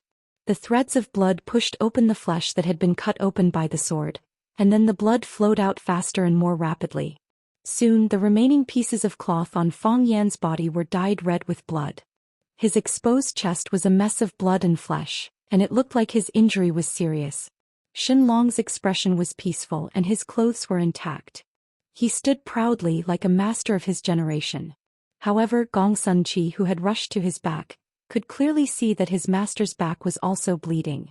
The blood soaked the robe and the gray robe became a deep faded color. The air was filled with a choking smell of blood. "Master is injured," Gong Sun-chi exclaimed. He couldn't believe what he was seeing. His master, the dragon god, had worked so hard, yet he was injured? Ever since he started learning from his master, he had never seen his master suffer any harm. Even some small injuries that could be ignored had never happened. For example, cutting one's finger while cutting one's fingernail, cutting one's finger while peeling an apple, abrasions or bone dislocations while practicing martial arts. Never before. Now Fang Yan actually stabbed his own master with a sword? What exactly happened? The light of Tai Chi was condensed by strength Chi. After Fang Yan stabbed the broken sword that had been cut off by the demon-slaying sword into the back of the divine dragon, the light of Tai Chi disappeared naturally. The sword disappeared, and a wound that went deep into his internal organs naturally appeared on his body. "Your eyes are deceiving you," Fang Yan said as he looked at the mystical dragon. It was just like what the mystical dragon had said to him in the beginning. The same words, the same tone. Even the expression was the same. The high and mighty look made him look like he deserved a beating. "Yes, my eyes are deceiving me," the mystical dragon nodded and said. "Illusion. You used 3 layers of illusion. I have to say you're a genius. You've just learned how to use illusion to deceive your opponent and attack, but you've already reached this stage. I can only use 3 layers of illusion just like you." Fang Yan grinned, completely ignoring the blood flowing from his chest. "Your brain is deceiving you," Fang Yan said again. "That's right." The mystical dragon once again agreed with Fang Yan's conclusion. "I shouldn't have used the second sword. When your light of Tai Chi appeared, the body you showed was already an illusion. I shouldn't have insisted on using that sword." After a pause, the mystical dragon looked thoughtfully at Fang Yan and said, "In some ways you handled it better than the Azure Dragon Emoching Di. I used 3 strikes to kill Emoching Di, so I thought the second strike would be enough to take you down, and I even prepared the 3rd strike. But when I used the 2nd strike, you had already used illusion to escape and then attacked me from behind. You're different from Emoching Di. Emoching Di would have chosen to fight head-on, but you found another way. A great teacher produces a great disciple. You're a good teacher," Fang Yan said with a smile. "The teacher leads the way, but cultivation depends on the individual." The mystical dragon smiled as well. "How much you can comprehend depends on the individual. But there's a saying that I deeply agree with. If you teach your disciple, the master will starve to death. The ancients were right." "Now it's my turn to attack," Fang Yan said with a smile. The divine dragon struggled to lift the long sword and said, please. Step by step, Feng Yan walked towards the dragon god. He swaggered like a farm owner inspecting his own vegetable garden. The divine dragon struggled to look at Feng Yan's eyes. When a person made a move, his eyes were the first to react. Feng Yan looked like a brute. He wanted to walk up to the dragon god and give him a good beating. If his opponent was not the dragon god, he could indeed do so. But wasn't he joking now? Ku Fengming didn't think he was joking. He didn't walk in a straight line but in a curve. It looked like a rampage, but in reality it was a cycle. Every step left 3 changes, and the 3 changes could give rise to infinite changes. This was the true meaning of Taiji. 1 begets 2, 2 begets infinity. When Feng Yan spoke, it was Taiji. When he walked, it was Taiji. Every word and action was in line with the way of Taiji. Now Feng Yan and Taiji had merged into one. Taiji. Because of the continuous flow of vital energy, he looked energetic and energetic. This was the performance of the legendary Taiji water overflow realm. In the eyes of the divine dragon god, Feng Yan, who was striding towards him, looked full of loopholes. But if he dared to act rashly, then every loophole could be a real trap. Of course there would be loopholes. Everyone would have loopholes or dead ends. But when there were too many loopholes, you wouldn't know which loophole was the real one. When Feng Yan was 2 to 3 meters in front of the divine dragon god, he raised his right arm and gave a light slap. After that slap, Feng Yan's entire arm disappeared in midair. Under the gaze of Feng Yan and the divine dragon god, it turned into nothingness. At the same time, the divine dragon god slashed out with his sword. Like all the previous slashes, there was no shadow. This formed a strange scene. They were still standing in this world, but their clashing palms and swords seemed to have entered another world. There was no abnormality, nor was there the sound of metal clashing. But Feng Yan's right palm was madly slapping. Slap after slap, it was like a storm. The divine dragon god stabbed his sword again and again like will-the-wisp stars. Suddenly, there was a violent tearing sound in the space in front of them. Their hair was messed up by the strong wind, their clothes were blown backwards by the strong wind, and their facial features were distorted by the wind. Then the 2 of them suddenly flew backwards in the air. Boom, there was a violent explosion. After the explosion, a huge tornado appeared. The grass, branches, sand, and rocks on the ground that were not hard enough were all sucked into the eye of the tornado and disappeared in an instant. It was like a black hole that could swallow everything. As it spun faster and faster, more distant and larger objects were sucked in. This included Feng Yan Tenacious, who was fighting fiercely in the air, and Yi Ro and Gong Sun Chi, who were watching from the side. Yi Ro did not move, but her feet had already sunk deep into the cracks of the stones. 2 deep holes the size of footprints appeared on the hard stone ground. Gong Sun Chi's clothes flapped. His body leaned forward slightly to resist the suction of the tornado, and he looked like he was struggling. Feng Yan and the divine dragon god struggled to fight in the air. They turned into 2 shadows, one black and one white, and then 2 equally dark black dots. Finally, they merged into one and became a gale that was hard to be seen by the naked eye. Feng Mountain had a lot of wind and sand. Another sandstorm came from the north, covering the sky and covering the earth. It seemed like it was going to drown the whole world. Rustle. The terrifying sound of sand colliding rang in the air and instantly enveloped them. Feng Yan Tenacious ordered Yi Ro, Gong Sun Chi, the whole Feng Mountain, and the people on Feng Mountain to become one with them. The whole world was gray, as if the end of the world was coming. At this moment, a huge lone eagle suddenly appeared in the middle of the sandstorm. No, how could a lone eagle appear in the middle of the sandstorm? It was more like a ghost hidden in a sandstorm, a demon that struck fear in people's hearts.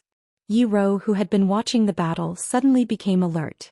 Her sharp eyes penetrated the sandstorm and shouted anxiously, "Feng Yan, watch out." In the end, he was still a step too late. The black figure was hidden in the sandstorm.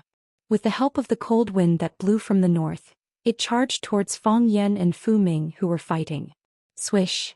The blazing white light lit up, and even the dense sand and dust that made it hard for people to open their eyes could not hide it. Boom! At the place where the white light came from, the sandstorm disappeared. Even the air seemed to have been purified. Soon, everything returned to normal. More sand and dust rushed over to fill the empty space. Chapter 843. The sandstorm grew stronger as though countless flying insects were covering their heads. Looking up, they couldn't see the sky, and it was difficult to even open their eyes. It happened so suddenly that there were almost no signs. No one expected a third party to disrupt the battle between two Heavenly Dao Realm experts at the peak of Maple Mountain. Who was he? What was he trying to do? To kill two Heavenly Dao Realm experts in one fell swoop? Even if it was a sneak attack, it probably wasn't an easy task to accomplish such a grand goal, unless he was also a Heavenly Dao Realm expert. It was so blazing that it felt like a sun had suddenly emerged from beneath their feet. The white light illuminated the night sky, illuminating the entire Maple Mountain range as though it was daytime. The intense light was like a gigantic firework that disappeared in a flash, leaving behind a huge vacuum in midair. The sand in that area was dispersed without a trace, and even time seemed to have frozen. Humans could change nature, but they would ultimately be changed by nature. Soon the vacuum was filled with a deeper sandstorm. The sandstorm, which was rarely torn open, once again shrouded the world. It was so oppressive that it made it hard for people to breathe. Fang Yan, Yi Rou called out anxiously. She was the first to notice the anomaly in the sandstorm, but before she could do anything, the sandstorm had already lit up with a white light, as though someone had dropped an atomic bomb. When the white light vanished and the sandstorm continued, she flew towards the explosion site. Master. Although Gong Sun Chi's reaction was slower than Yi Rou's, he knew what had happened since he had been paying attention to the battle. There was actually another person who dared to interfere in the battle between two Heavenly Dao Realm experts. Furthermore, he had charged into the battle without any qualms. Even if you're shameless, you should at least want your life, right? Through the previous exchange, Gong Sun Chi knew how strong Fang Yan and his master Divine Dragon were. Even though he was in the periphery of the battlefield, he would occasionally be pressured and assaulted by the forces. It was enough to make him feel uneasy. If he were to fight Fang Yan or his master, he would probably be crushed to smithereens in a single round. This was the suppression of realms. You wouldn't even be able to see the trajectory of his attacks, and you would already have to bid farewell to the world. This was what happened after such cruelty. Didn't Fang Yan experience something like this when he fought with his master at the very beginning? Although the top of his head was once again covered by the sandstorm, it was as if nothing had happened. There was no white light and there was no explosion that resounded through the mountaintop. However, everything that had just happened was recorded on the ground of the explosion site. Not even a blade of grass grew and the rubble turned into powder. It was just like the sandpit that appeared in Oasis. There was no life in the sandpit except for the tiny grains of sand. There was no one either. Fang Yan and the dragon god disappeared. The third person who came with the sandstorm like a lone nighthawk also disappeared. Master, Master, Gong Sun Chi stood in the huge stone pit and shouted. He turned to look at Yi Rou and asked, "Where did they go?" He knew that Yi Rou's realm was higher than his. She must know what he didn't know. "Wait," Yi Rou said. "What are we waiting for? Where did Master and the others go? Who was that man in black? How could he have the guts to disrupt this decisive battle? What happened just now?" Gong Sun Chi didn't finish his words, because he found that when he was speaking, the atmosphere at the scene became tense again. Two dark figures stood on the huge stones in the east and west directions in the distance. Because the sandstorm was too strong, the visibility was reduced, and it was impossible to see their facial expressions clearly. There was another person who landed not far from the sandpit and was looking at Yi Rou with a smile. "Are you okay?" Yi Rou looked at Fang Yan and asked. "I'm fine." Fang Yan shook his head with a smile. "This drama is getting more and more exciting." Gong Sun Chi looked at Fang Yan and asked, "Fang Yan, who was the guy who sneaked up on us?" "I don't know who it was," Fang Yan said with a smile. "But you will know soon." Gong Sun Chi wanted to ask more, but he found that Fang Yan had turned to face the two men in black on the east and west sides. He felt a little disappointed. After all, he wasn't qualified to be an opponent at their level. Fang Yan looked at the black shadow shrouded in a black robe in the west and said with a smile, "There aren't many people in this world who would dare disrupt a battle between two Heavenly Dao Realm experts. And there might only be one person who would have such black-bellied thoughts. Mr. Black Dragon. I've admired you for a long time. Are you still unwilling to take off your black robe and let us fans see your true appearance?" The black-robed man in the east said with a hoarse voice, like the sound of sand colliding in the air, Even if I were to take off my mask and let you see my true appearance, how would you know who I am? Fang Yan was taken aback and said, I don't know, but someone else will know. Divine Dragon seemed to be in a good mood despite his hard work. He said in a relaxed tone, I've never seen Black Dragon's true appearance either. I'm afraid there aren't many people in this world who have seen it, right? All you need to know is that I'm Black Dragon. Black Dragon's tone was as arrogant as ever. Anything else is meaningless to you. That's true. Fang Yan nodded with a smile. Since you have already admitted that you are Black Dragon, then your identity is confirmed. Mr. Black Dragon, you wish to kill us? That's right. Black Dragon answered without hiding anything. Why? Fang Yan asked. Don't you think that there are too many Heavenly Dao Realm experts? Black Dragon said with a serious look. Of course, you couldn't see his expression, but you could tell from his tone that he was asking this question in an extremely serious manner. There are more and more people and things are getting more and more noisy. It's really a little vexing. If we can kick 2 of them out at once, wouldn't this world be a lot quieter? Fang Yan thought about it seriously as he looked at Divine Dragon and said with great difficulty, I think what he said makes a lot of sense.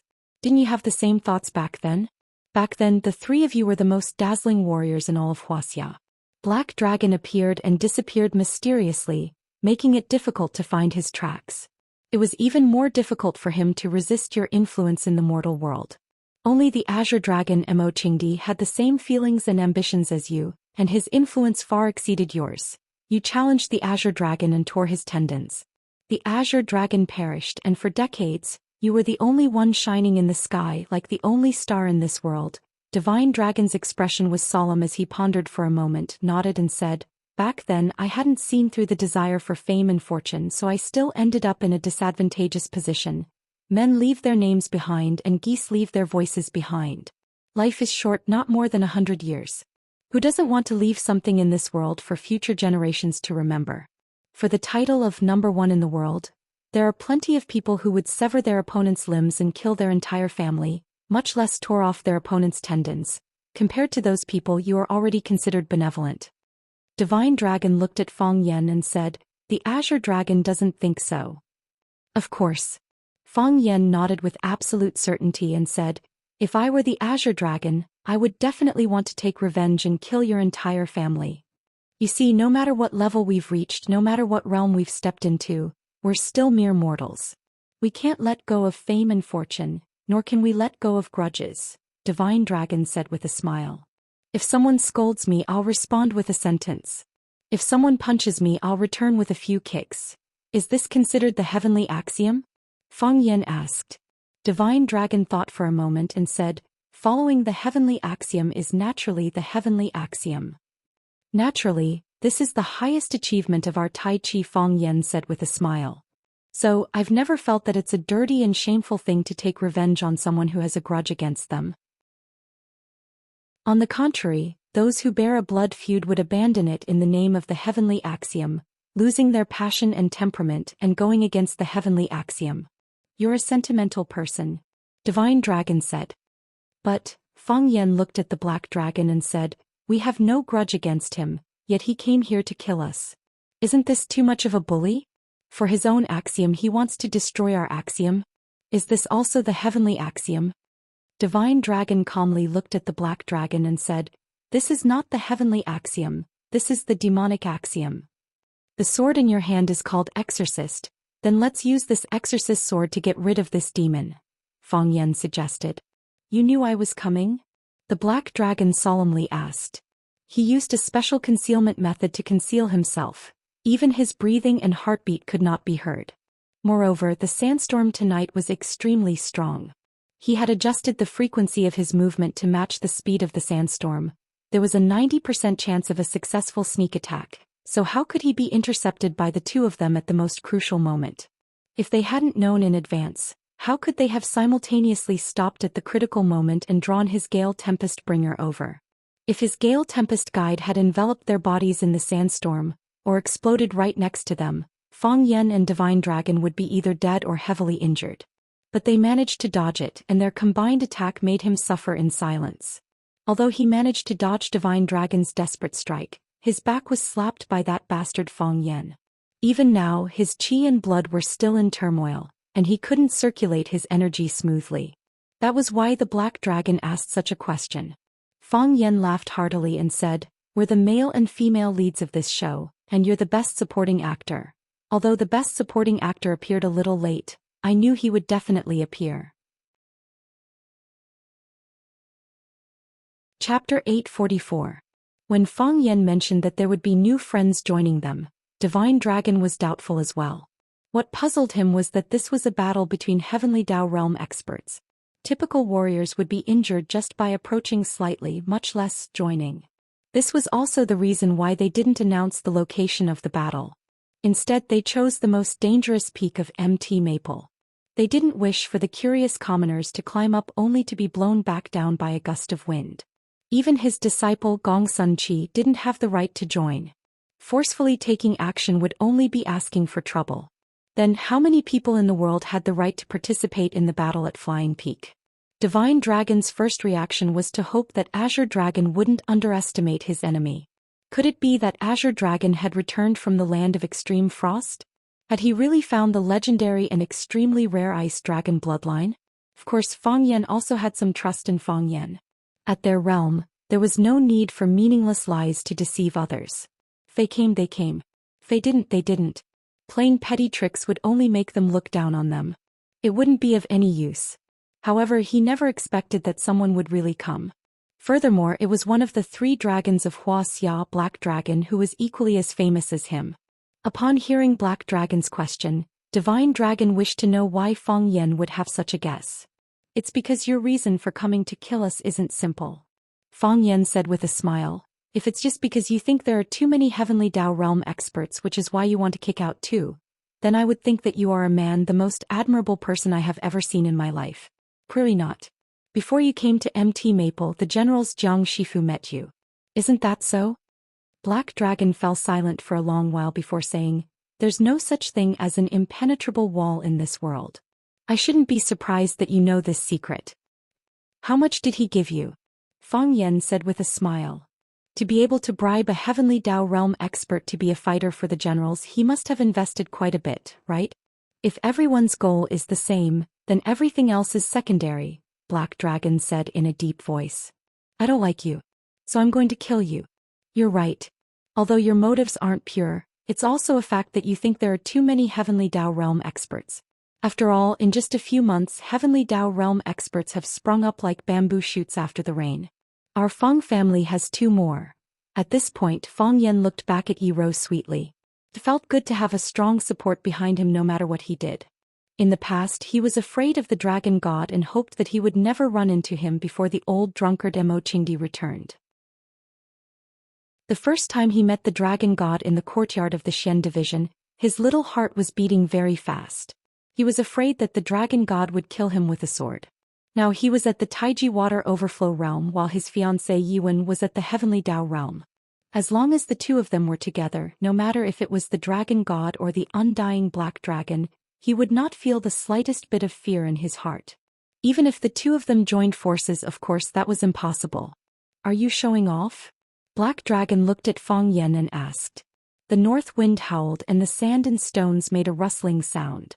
However, the conversation between the 3 of them was not affected at all. It was as if they were chatting in the backyard of a private house with beautiful weather. "Showing off?" Fang Yan grinned and said, "If you say it's showing off, then it's showing off. You're the elder, I'll listen to you." Black Dragon was silent for a few seconds again. He looked at the Dragon God and said, "Junior apprentice brother, it seems like we've been too low-key all these years.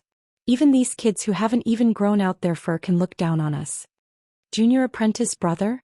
Fang Yan looked at the Dragon God in shock, then at the Black Dragon. The 2 of them were actually apprentice brothers? Why hadn't he heard of it before? If they were really apprentice brothers, then what kind of dire situation would it be today? This was a question that Fang Yan had to consider. Not only Fang Yan but even Yi Rou and Gong Sun Chi were astonished. Yi Rou pricked up her eyebrows and silently stood behind Fang Yan. Regardless, they had 2 Heavenly Dao Realm experts on their side. If they were to really fight it out, the outcome was still unknown. Even if they couldn't beat them, escaping wouldn't be a difficult task. However, why did the Dragon God have to be Black Dragon's apprentice brother? If such news were to spread, wouldn't it cause a stir in the entire martial arts world? Gong Sun Chi's mouth opened wide, but he suddenly thought of something and hurriedly closed his mouth. It wouldn't be good if Master saw it. But why did he have an uncle master? And this uncle master was Black Dragon of the Three Dragons of Huaxia? Black Dragon of the Three Dragons of Huaxia and Divine Dragon of the Three Dragons of Huaxia were apprentice brothers. Then what was the secret behind Azure Dragon's death? Gong Sun Chi wasn't the only one with such thoughts. Fang Yan and Yi Ro had the same thought. Two of the three dragons were apprentice brothers, and the only Azure Dragon had been defeated by Divine Dragon. Everyone felt that there was something fishy going on. Divine Dragon clearly didn't expect Black Dragon to expose their relationship at this moment. He sighed and said, "Nanxuan, why do you have to do this? We haven't seen each other for years. At our age, the title of apprentice brother has long vanished. Why mention this in front of these children? No matter how long it's been, apprentice brother is still apprentice brother. Don't you want to acknowledge me as your apprentice brother?" Black Dragon's voice was filled with mockery. But it's true. In terms of martial cultivation, apprentice brother is a latecomer. Makes me feel ashamed. Nanxuan, did you rush over just to catch up with me? Of course not. Black Dragon Li Nanxuan laughed. His voice was like the chirping of a night bird. It was hard to hear. Back then, apprentice brother helped me defeat Emo Qingdi and picked out his tendons, turning him into a cripple. I haven't had the chance to thank apprentice brother properly. There's no need for thanks. Go down the mountain. Divine Dragon said in a deep voice. I can't leave for now. Black Dragon Li Nanxuan wasn't angered. He lifted the hat on his head, revealing a pale and ugly face that left a deep impression. This was because there was a big black hole on both sides of his cheeks, as if something sharp had pierced through them.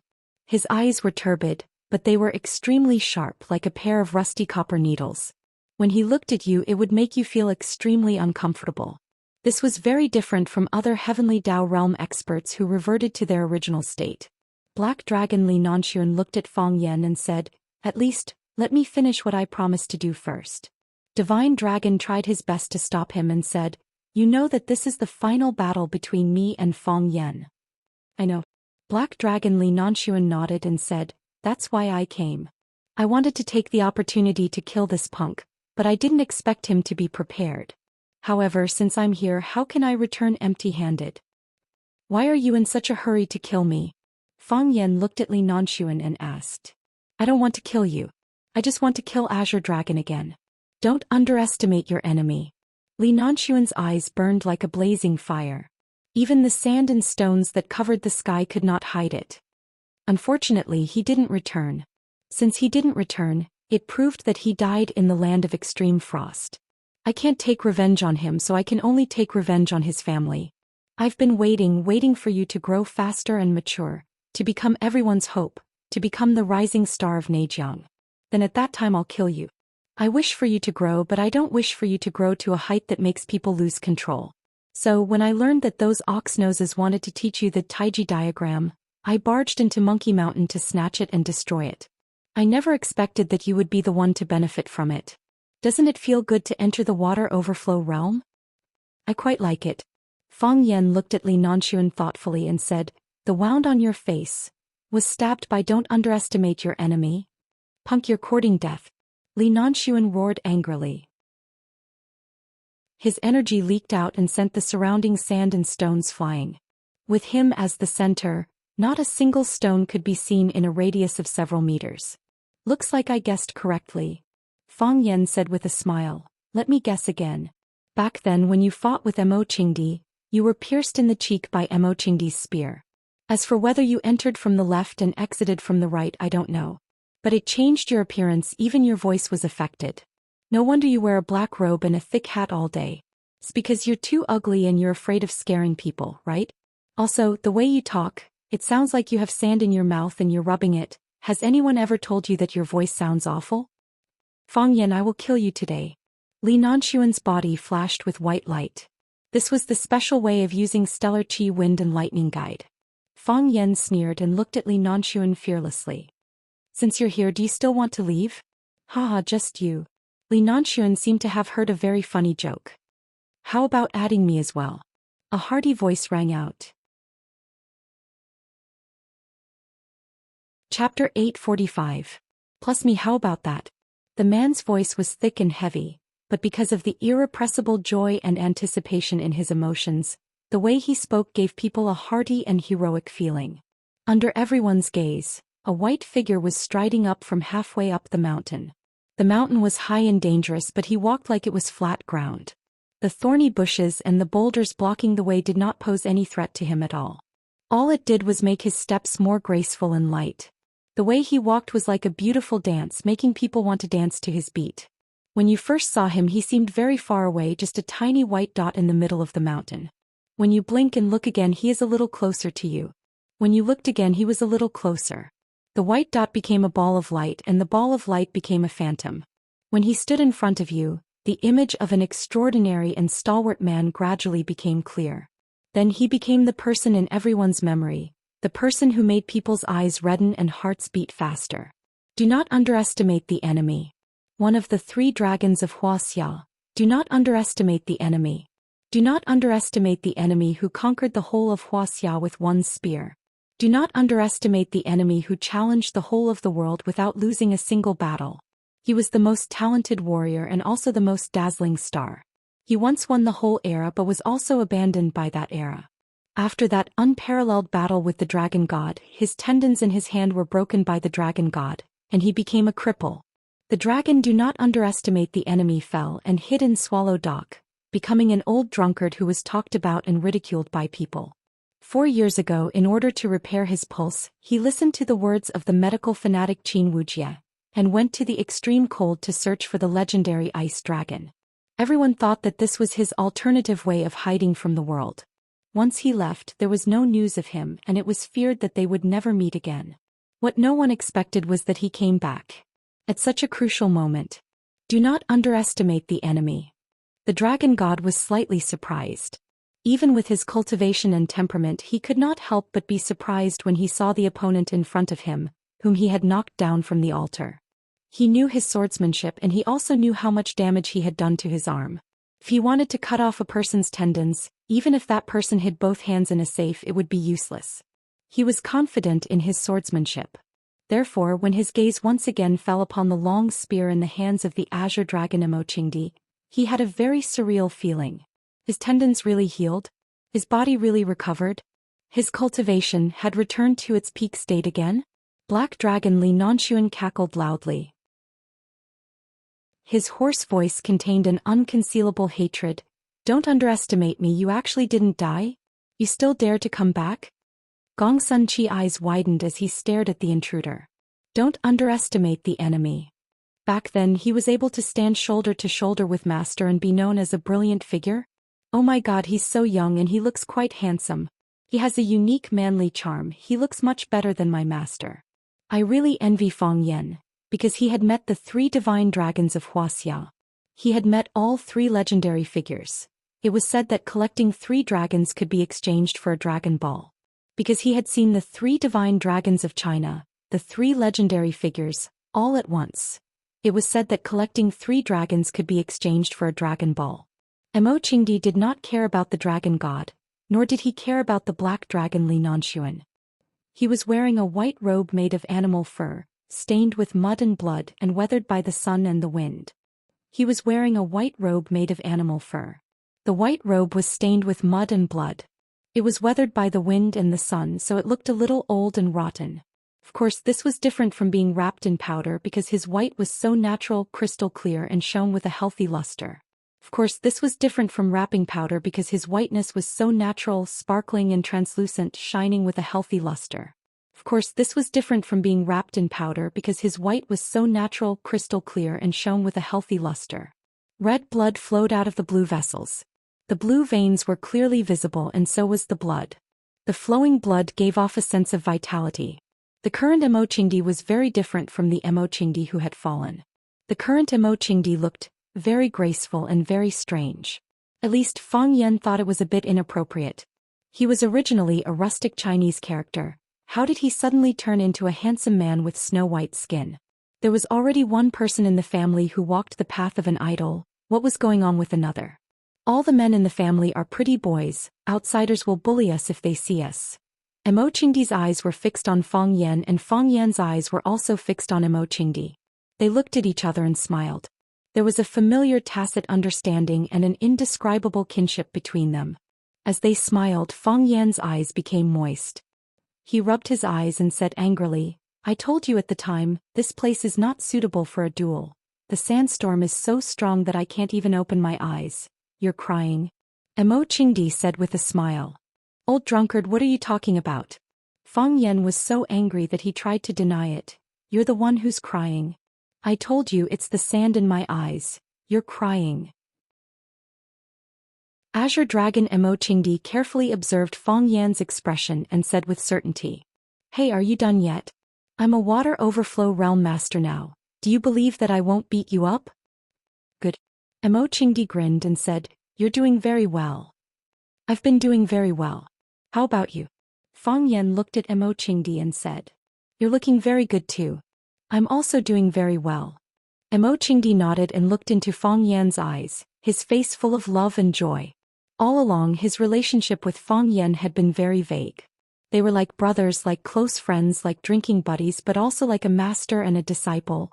Fang Yan was the closest person to him in this world. Fang Yan also grew up under his gaze and grew up under his guidance. Because of Fang Yixing's abandonment of martial arts for literature. Although Fang Yan's master was Fang Hui, the person who truly taught Fang Yan the most and influenced Fang Yan the most was Emo Qingdi. If not for the nurturing and guidance of such a heavenly Tao realm master, perhaps Fang Yan wouldn't have been able to understand the heart of Taiji at that age. Without the help of the heart of Taiji, how could Fang Yan have stepped into the water overflow realm so quickly? Although the land of extreme frost is a little cold, under the care of my friends, life is still considered comfortable.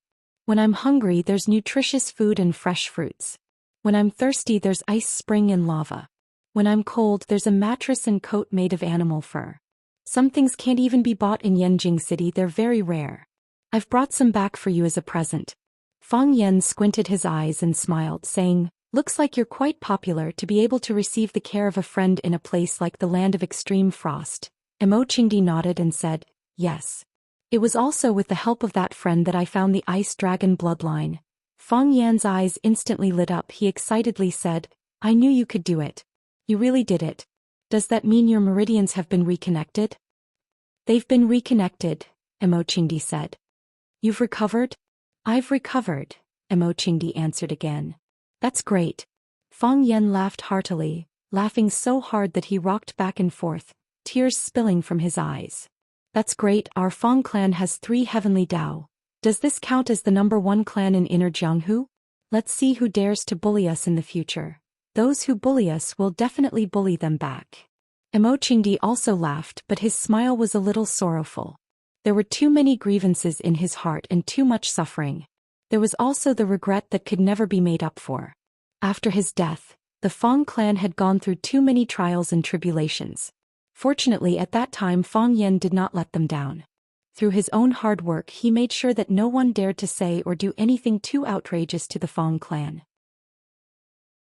However, Fang Yixing's tragic death was a huge boulder that weighed on the hearts of every member of the Fang clan. If only he hadn't fallen into depravity, if only he hadn't become a worthless drunkard. Would that mean that Fang Yixing would not die? Grievances could be poured out, hatred could be purged. But the dead cannot be brought back to life. Fang Yixing was his elder brother, his family.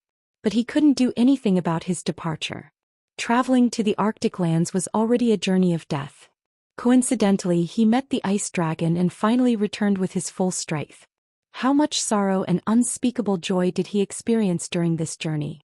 Seeing Fang Yan laughing, seeing Fang Yan crying, how could he not want to be like him, first laughing then crying? But he couldn't. As long as he was alive, he had to shoulder the burden of the clan. As long as he could stand up, he had to stand in front of Fang Yan, protect him from the wind and rain and help him kill the demons. He was Fang Yan's guardian angel. As long as he was alive, it would not be Fang Yan's turn to shoulder all the responsibilities of the clan. Their generation had their responsibilities. When he died, it would be Fang Yan's turn to carry the Fang clan's banner. He could understand Fang Yan's feelings. He knew that he was excited but also relieved. It was too hard for him to walk, too hard for him. He needed someone to share his burden and he hoped that someone could fight alongside him. In Emochingdi's eyes, Fang Yen was still a child. He was his own child. His own child was bullied and wronged outside. This was something that no parent could tolerate. Emochingdi looked at Fang Yen and said softly, "I will kill whoever dares to kill you. I will kill whoever you want to kill." Chapter 846. When parents go on a long journey, they always bring some gifts for their eagerly awaited children at home. Some parents bring toys, some bring candy, but what Emochingdi brought to Fang Yen was endless trust and support.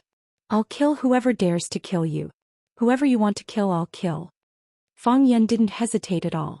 As long as he said the word, Emochingdi would kill everyone on top of the flying peak without hesitation. Of course, Yiro was an exception. If he asked the old drunkard to kill Yiro, he would probably be the first to be killed. "Killing is not urgent." Fang Yen wiped away his tears, looked at Emochingdi and asked, "Which friend of yours? Did he come back with you? I want to buy him a drink." "He came back," Emochingdi said softly. There was a warm smile on his face, like a husband thinking of his beautiful wife. In all honesty, this was the first time Fang Yen saw such a smile on the old drunkard's face. He didn't know why, but he felt a little sour in his heart, a little jealous. As soon as he finished speaking, a white shadow darted across the sky and stopped right in front of Fang Yen.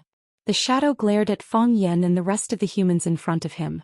This little transparent dog sensed danger and hostility. Fang Yen stared at it with widened eyes and asked, "The friend you were talking about, is it it?"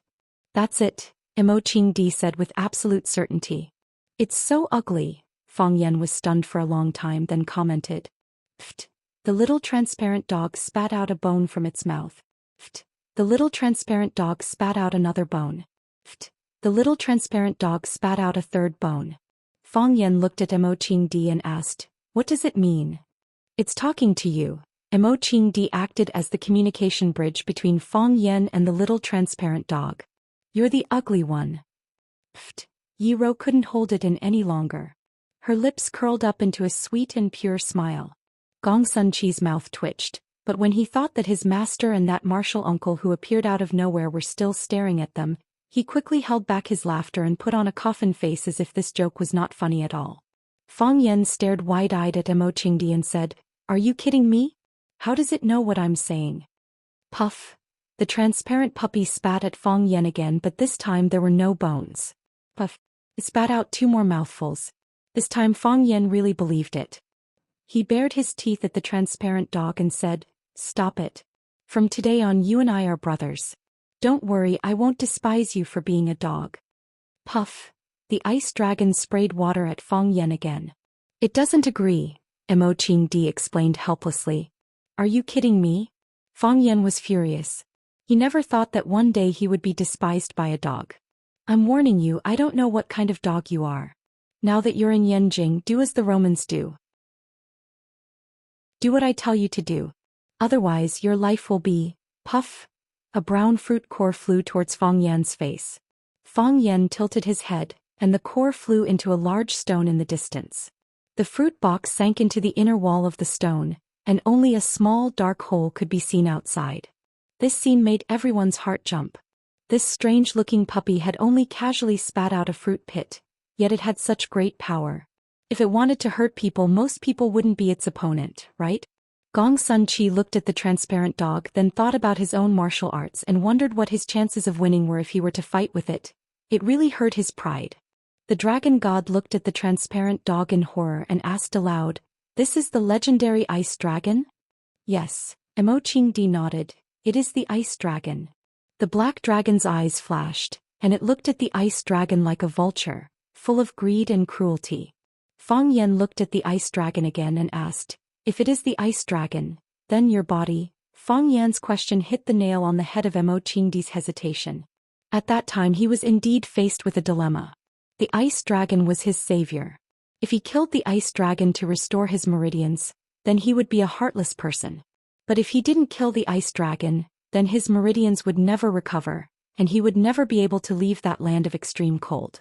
Later he found the hidden cave behind the ice dragon's mountain, and inside he found the remains of the ice dragon clan that was guarded by the ice dragon. He didn't know what expression he had when he saw the ice sculptures, but he clearly saw the ice dragon's angry roar.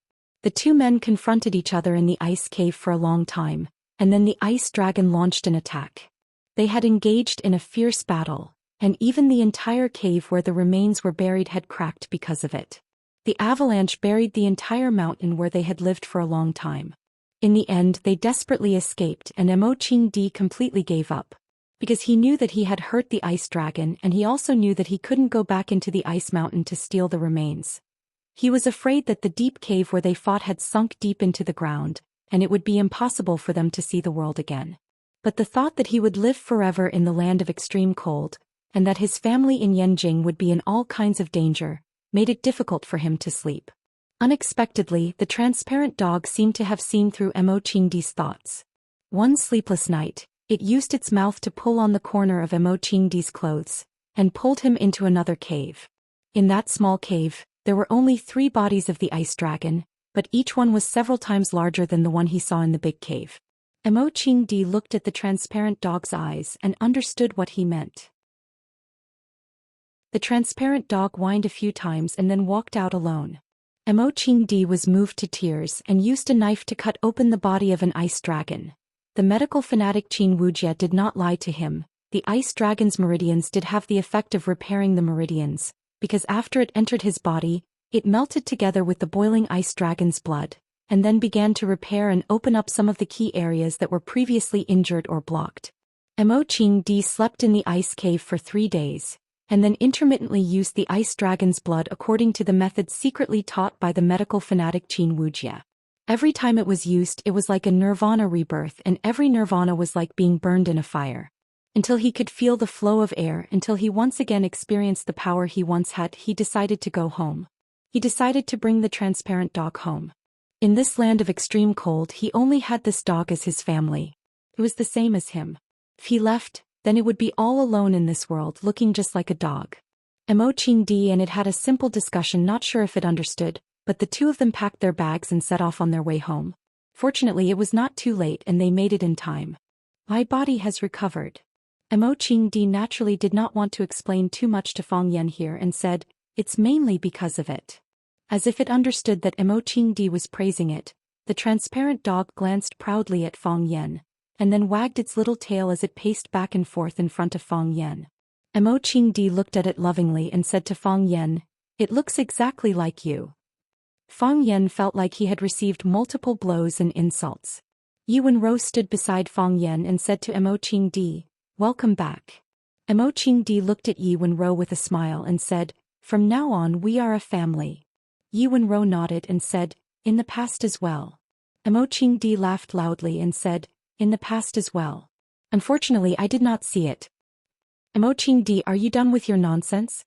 Black Dragon Li Nanshuan was getting impatient, and his voice was like an unsheathed sword, full of coldness and bloodlust. An old friend is here, are you not going to greet us? Enchanting finally looked up at the Black Dragon and asked, you hate me? The Black Dragon's voice was very ear-piercing. He laughed for a long time before stopping and pointing at the 2 black holes on his face he said, Enchanting, you can't have forgotten whose work this is, right? I stabbed you. Enchanting had no intention of denying it. He seriously looked at the ugly face of the Black Dragon Li Nanshuan, and said, in the past, we were both candidates for the guardian of the diagram of Tai Chi. In order to obtain the diagram of Tai Chi, you repeatedly attacked me. When I was entering the Monkey Mountain, you tried to kill me on the way, so I stabbed you. Originally, I wanted to stab your head, but I did not expect your reaction to be so fast. At that critical moment, you managed to avoid the temple and only let me stab your cheek. I always thought you were too ashamed to admit this, but I did not expect you to keep it in your heart and nag at everyone you see. You have no shame because your face is ruined? Enchanting, the Black Dragon flew into a rage. He struck out with his palm and a white ball of light flew towards where Enchanting was standing. It was the tempest of wind and lightning that he was an expert in, and it was only a probing attack. The transparent dog lightly leaped and swallowed the ball of light into its stomach. Gulp. When the transparent dog swallowed the ball of light, there was a loud swallowing sound coming from its throat. Enchanting helplessly looked at the transparent dog and said with infinite affection, I have told you many times, not everything can be eaten. Chapter 847. After the transparent dog ate the stellar energy wind and lightning bringer, it spat out a few mouthfuls of saliva. Every mouthful of saliva emitted a fire-colored gas that rose into the air. After spitting, it cuddled Emochingdi's thigh like a playful child. Its tongue was red from the heat and white liquid dripped out from it from time to time. It looked pathetic and adorable at the same time. Everyone was astonished by this scene. As one of the three dragons, Li Nanshuan's strength was unfathomable. Although his attack just now was a probing attack against Emochingdi, if Emochingdi did not counterattack or neutralize it, the energy contained within the ball of light would have torn him to shreds. Such a powerful primordial chi bullet was swallowed by a dog? The so-called adverse reaction was no more than a few mouthfuls of smoky saliva? Then what realm was this dog's strength? The Heavenly Tao realm? Or the divine transformation realm that no one had ever reached above the Heavenly Tao realm? Although the ice dragon looked like a dog, it did indeed have the genes of the unattainable divine dragon bloodline in its body.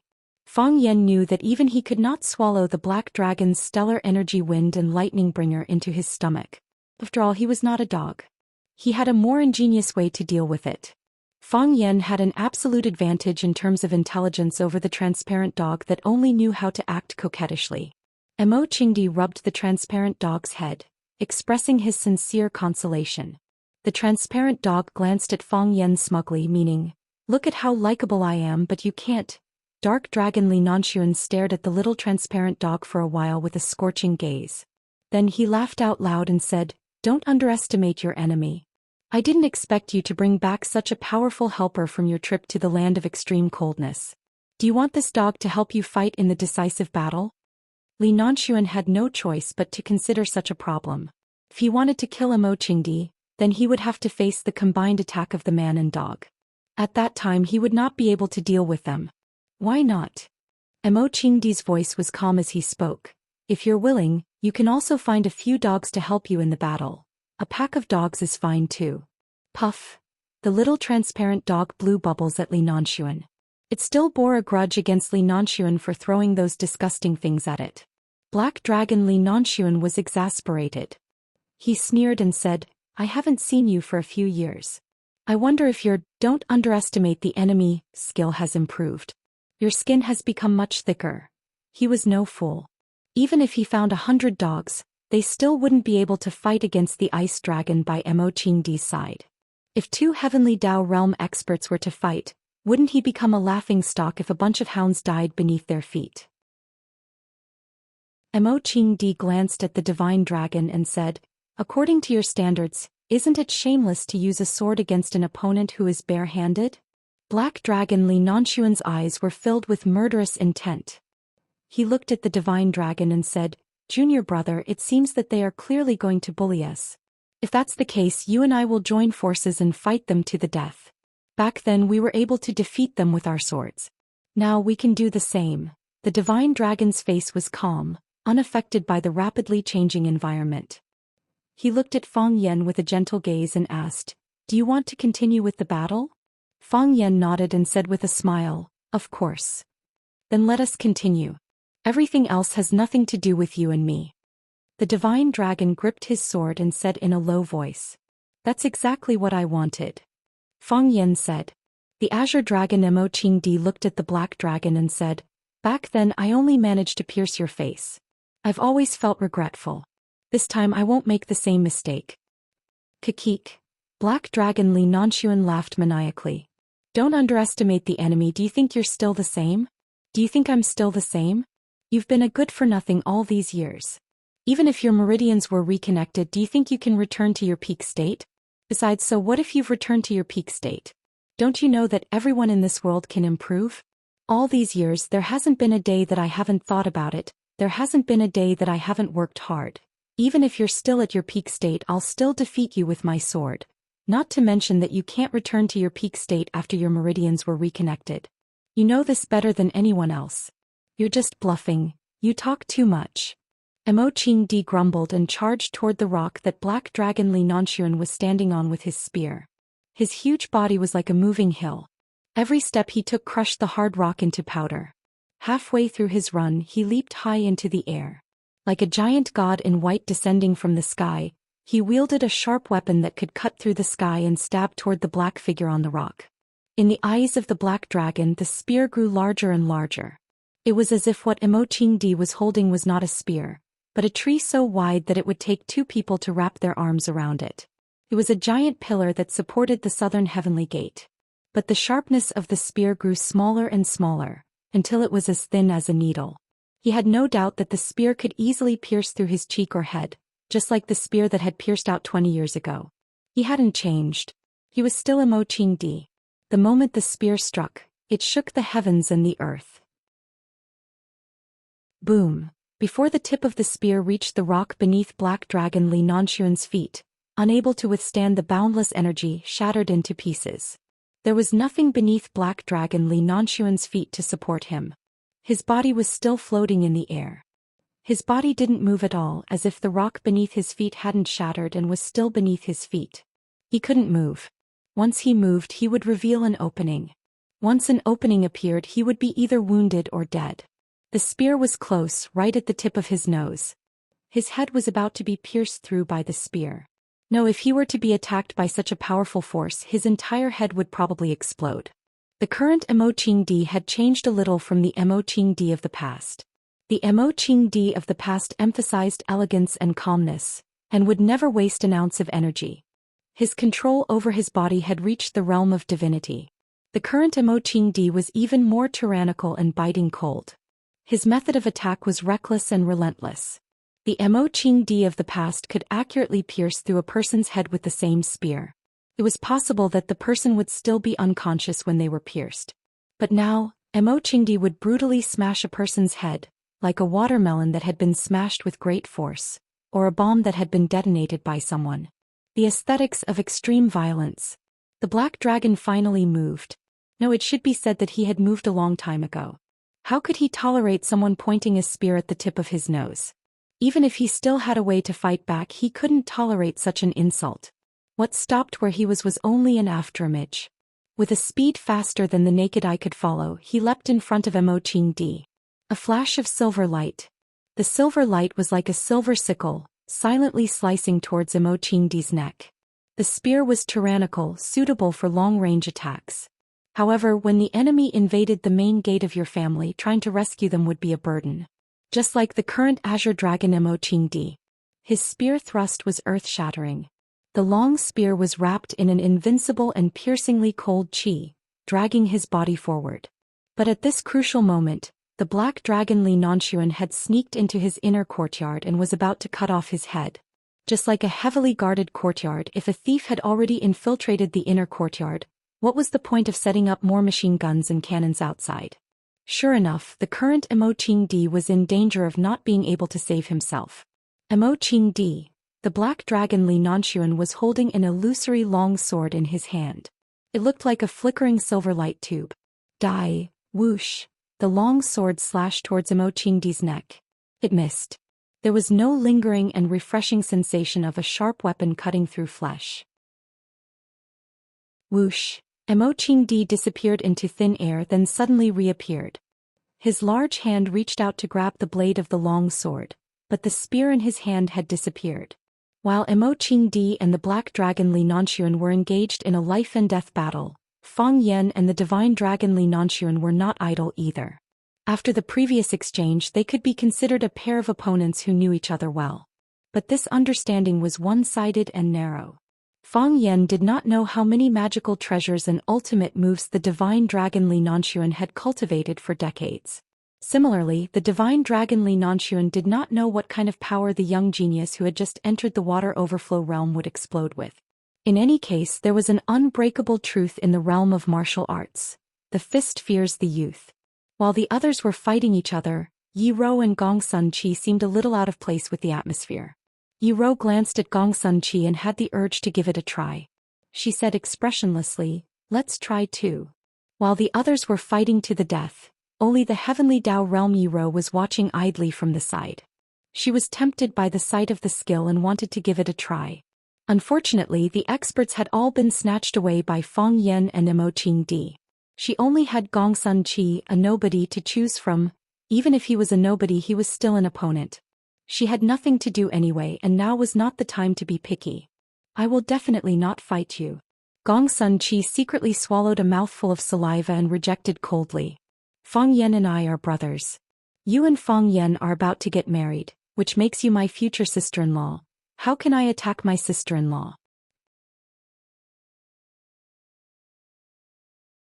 Chapter 848. A good man didn't fight with a woman. Smart men were the same. Gongsun Chi wasn't stupid. How could he fight to the death with Yi Ro, who was at the heavenly Dao realm? No, if he did that, he would only be beaten to death by Yi Ro. Now he was especially glad that he had reconciled with Fang Yan, and that they had been friends for a period of time. Although their friendship started with his disgraceful image, he knew that they would definitely be in the same boat through thick and thin together for a long time. For example, now he would never attack his brother's girlfriend. Even if she stood at the side and insulted him time and time again. Gongsun Chi could tell that Yi Ro looked at him with displeasure. He wanted to beat him up. You really don't want to fight? Yi Ro was a little disappointed. They were in a heated battle, but her challenge was given the cold shoulder. However, Gongsun Chi didn't dare to accept the challenge. She couldn't fight alone. She couldn't just let him stand there and beat him to death, right? That wouldn't be a battle but a torture. I really don't want to fight. Gongsun Chi said with a serious face. Fang Yan is now challenging one of the 3 dragons of Huaxia, the divine dragon. You can imagine how much psychological pressure he is under. At this most dangerous and critical moment, if I were to fight with his wife, wouldn't it affect his state of mind? I will never do such a thing. Otherwise, how can I be his brother in the future? Yi Ro looked at Gongsun Chi in surprise and asked, You are possessed by Fang Yan? If you want to fight, that's fine. I will stand here and let you fight. You can kill me or cut me up. I won't fight back no matter what. Gongsun Chi said heroically. Yi Ro nodded and said, You are indeed possessed by Fang Yan. Kacha Fang Yan's body crashed into a 100-year-old pine tree. The branches of the tree couldn't bear his weight and cracked from the middle, producing a cracking sound. Because the big pine tree grew on the edge of the cliff after the impact, the roots of the big pine tree began to uproot from the ground, and the whole tree head also tilted towards the bottom of the cliff. Fang Yan leaned against the tree trunk, which had countless cracks on it, and panted heavily. Rustling sounds came from the tree. It was the sound of the broken stones falling down the cliff. If Fang Yan had been careless just now, he would have been swept off the cliff by the demon-slaying sword in the dragon god's hands. At that time only death would await them. The hot blood in his body was boiling, and the chi that flowed back violently ran amok in his meridians. Finally, it was dispelled and suppressed by Fang Yan's lousy heart-cleansing mantra. He waited until his breathing returned to normal before he pushed off from the pine tree that was about to fall off the cliff. Hiss! The uprooting of the tree roots became more intense.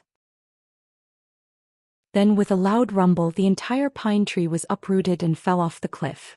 Fang Yan's body landed on a square rock, and once again he faced the dragon god who was standing with the sword. What was the name of that sentence?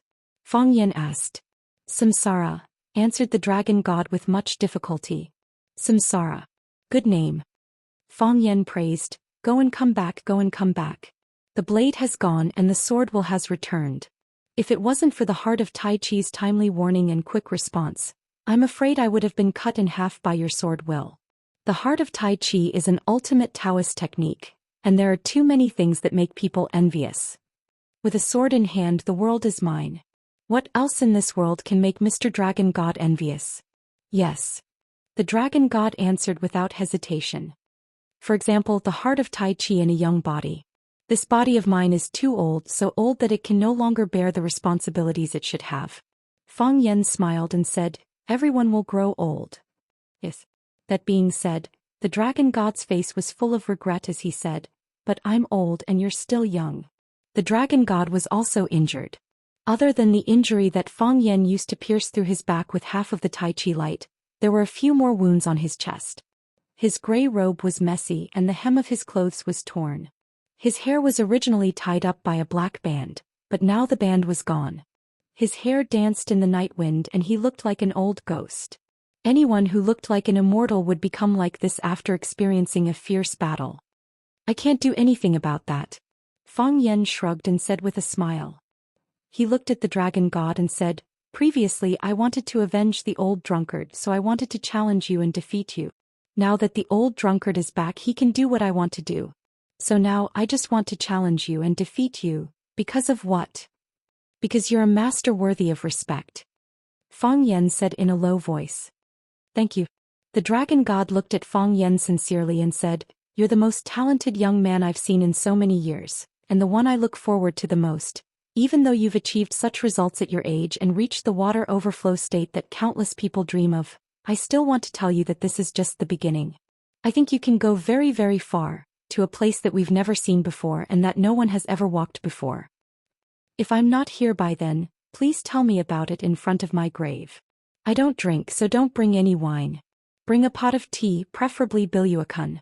I'll drink tea while listening to you talk about the mysterious scenery of that world. It's also a pleasure for the eyes." After a pause, the dragon god looked at Fang Yen and said, "I know you're ready. So from now on, use all your power to defeat me." "I'll do my best," Fang Yen said in a low voice. Fang Yan's feet left the boulder and his body slowly drifted upward. His body floated in midair, and then he stretched out his arms, assuming the posture of lifting clothes while walking in Tai Chi. Fang Yen closed his eyes, and the heart of Tai Chi in his body began to spin frantically. This time the transparent crystal core began to rotate, and it slowly rotated. It was like the movement of the sun, and it would only move after a few seconds. However, only those who were familiar with the core would know that this speed of movement was much faster than when it was spinning frantically and not moving at all. When it was stationary, it was so fast that it was hard to see with the naked eye, and when it started to spin again, it was so fast that it could be seen with the naked eye. From being seen with the naked eye to being seen with the naked eye, it was a long and tortuous process in between.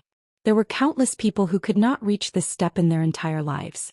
In the words of the dragon god, every breakthrough was like an unknown scenery to them. He had seen some of the scenery and Fang Yen would see it too. However, there were some scenery that only Fang Yen would be able to see. Energy began to spin around Fang Yan's body. No, it should be said that he stirred up the airflow in the air. The surrounding air gathered around him and then revolved around the rhythm of his Tai Chi core.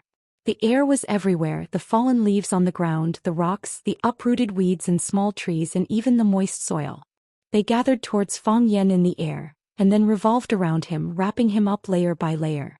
Fang Yen became a big Easter egg, and until the last moment of the movie, no one would be able to see his real body. The Easter egg spun faster and faster and also became bigger and bigger. At a glance, it looked like an alien flying saucer that had just landed from the sky, and had not yet had the time to descend. The flying saucer paused in the air for a moment, and then charged towards the dragon god not far away. Heaven and earth lived together. How magnificent! The dragon god cheered and then charged towards the flying saucer with his sword. The demon-slaying sword in his hand let out a buzzing sound, and then flames appeared. It thrust its sword straight at the front of the flying saucer. One sword became 2 swords became 4 swords, 4 swords became 8 swords, then dozens of swords, hundreds of swords, thousands of swords, densely packed sword shadows, and the entire flying saucer seemed to be enveloped by the demon slayer sword. The countless demon-slaying swords were like countless harvesters, harvesting the flying saucer layer by layer. Layer by layer, the outer skin of the Easter egg was torn off by the demon-slaying sword, like an onion being peeled layer by layer. The tip of the sword in the middle stabbed straight into the heart of the onion, and it was determined to stab Fang Yen, who was hidden in the center of the Easter egg, to death. The outer skin was cut off by the sword chi, and then it once again surrounded Fang Yen, who was like a magnet. Whoosh! They surged in from all directions, wrapping around the dragon god who was trying to stab into the heart of the Easter egg. Crack! When the eggs were closed, the lives of Fang Yen and the dragon god, who were sandwiched in between, looked like a double yolk egg. Everyone could feel the violent energy inside the egg as well as the biting cold killing intent that could soar into the sky at any time. Bang! The Easter egg suddenly exploded. The air, the leaves, the weeds, the sand, the stones, the soil, they were like the raw materials for a bomb flying in all directions. Yi Ro, who was watching the battle from afar, was blown back a few steps by the shockwave of the explosion. Gong Sun Chi took a dozen steps back before he could stabilize himself. If he hadn't used the 1000 catty fall several times in a row, his body would have been blown off the cliff. From this, It could be seen how terrifying the force of the explosion was. What would be the fate of the two people in the core of the explosion? Whoosh! A dark figure flew out of the egg. He held a long sword in his hand and flew towards a protruding boulder. However, Fang Yan was nowhere to be found. The dragon god struggled to stand on the big rock, silently pondering. After a long time he sighed softly and hissed, "I've lost." Chapter 849. Each generation had its own geniuses, each leading for centuries. This was fate. The divine dragon's bitter life was once a legend of an era, a star in the sky, an unreachable existence. However, his era was coming to an end, just like how he once ended the azure dragon Enchanting, who entered the heavenly axiom before him. However, he did not expect that today would be the day of his end, and that the person who ended him would be Enchanting's junior brother Fang Yan, whom he had once ended. He ended Enchanting for his junior brother, and in the end he was ended by Enchanting's junior brother. Was this not fate? "I've lost," the divine dragon said in a low voice. How solemn was this sentence! He admitted his failure and the end of his era with his own mouth. When he said this, the old god was dead and a new god was to be established. Hua Xia, another martial arts star, rose. The moment she appeared, she shocked the world with her dazzling display. Fang Yan of the water overflow state defeated the heavenly axiom state bitter life, and a new dragon was born. "Master!" Gongsun Qi screamed. He had always disapproved of this battle because he did not want Fang Yan to be injured or Fang Yan to die. Yes, in his heart the master's bitter life was the most powerful existence. Fang Yan, who had just entered the water overflow state, was no match for him. If this battle was carried out, the only outcome would be Fang Yan's defeat. What he did not expect was that the person who lost was his own master. How could the person who was like a god in his heart lose? How could he lose to Fang Yan? All sorts of feelings welled up in his heart. It was as if something was stuck in his heart, so oppressive that he could not breathe, causing him to be unable to say a word. The divine dragon nodded at Gongsun Qi and said with a smile, "Victory and defeat are common in war. Why do you have to act like a little girl? I'm old and I've lost. That's why young people like you should work harder." Gongsun Qi straightened his back and said in a clear voice, "This disciple will follow master's instructions." Yiro didn't expect the battle to end so quickly. She also didn't expect the divine dragon to say that he had lost after jumping out of the Easter egg. Even with her cultivation and eyesight, she couldn't see through everything. However, she liked the honesty of the dragon god's hard work. She still did not like the dragon god, but her impression of him had changed. She cupped her fists at the dragon god. It was a way for martial artists to show their respect. Fang Yan appeared. He appeared behind the position where the dragon god was struggling to stand. "Thank you, Mr. Dragon God." Fang Yan was equally apologetic and said gratefully, "I didn't. This kind of thing cannot be allowed to happen." The divine dragon tried his best to correct Fang Yan's mistake with a serious expression. He asked, "What's the name of that move?" "Flooding Jinshan," Fang Yan said aloud. "Flooding Jinshan, what a good name." The dragon god smiled and asked, "Did you name it yourself?" "I named it myself. I know your family has a long history of learning. It's a good thing to read more. Only by reading more can you gain knowledge, and only with knowledge can you get a good name. Otherwise, our martial arts heritage would be left with names like Black Bull leaning on Black Tiger digging heart, and Lazy Donkey rolling around. How would we have the face to meet our martial arts predecessors?" The dragon god said emotionally, "It's not an injustice that I lost to your flooding Jinshan this time. I originally thought that your real body was inside the Jinshan, but you used a camouflage on me. You still stayed outside the Jinshan and only I was wrapped up by Shuizhang. My sword also missed. When I missed my strike, you already had the chance to win in one strike. Unfortunately, you didn't do anything. So I lost." The dragon god looked at Fang Yan sincerely and said, "I lost wholeheartedly. Your character and bearing are far better than ordinary people." Fang Yan bowed slightly and said, "You flatter me, Mr. Dragon God." The dragon god looked at Fang Yan with a gratified expression and said, "With a younger generation, martial arts is not lonely. Gongsun Qi, you have such an excellent companion. This is the best thing in your life. You will understand in the future. You should learn from Fang Yan and break through as soon as possible." "Yes, master." Gong Sun Chi replied respectfully. The dragon god did not even look at Black Dragon Li Nanxuan and Green Dragon Mo Qingdi. His eyes were calm and gentle as he looked at Fang Yen. He sighed softly and said, "It's said that fists and feet have no eyes, but after all, it's still the nature of one's heart. In the past I didn't think I did anything wrong. But today your behavior has made me feel ashamed." A green light flashed, and the divine dragon's struggling body was scanned from top to bottom by that green light. His body trembled violently and then he fell to the ground on his butt. "This body's cultivation base has been crippled and from now on I am a commoner." The dragon god looked at Fang Yen and said, "I will pay back the debt I owe." "Mr. Dragon God." Fang Yen panicked and rushed over to help the dragon god up from the ground. "You don't have to do this." The dragon god shook his head and his rosy cheeks instantly aged. Without that energy and spiritual support he was just an old man over 70 years of age. "If I don't do this I won't be able to calm my mind." The dragon god grinned. "You know what kind of danger a heavenly Tao expert will encounter when they find it hard to calm their mind. I've been glorious, I've existed, and there are legends about me everywhere. Life is full of different forms and every kind of life should be enjoyed at least once. I'm old now. Wouldn't it be more interesting to go back to plow the fields and grow vegetables?" Fang Yen was stunned for a while, and was deeply impressed by the dragon god's breadth of mind. He said, "Then I'll be a vegetable thief. Mr. Dragon God, you must take good care of the courtyard." "Ah, welcome. Welcome." The dragon god patted Fang Yan's shoulder with great effort and laughed out loud. "Master." Gong Sun Chi's eyes were red as he knelt beside the dragon god. His tears were about to fall. He never thought that his master's way of doing things would be so extreme. Besides, Fang Yan's family had 3 heavenly Tao, and the only heavenly Tao expert on his side had crippled his martial arts.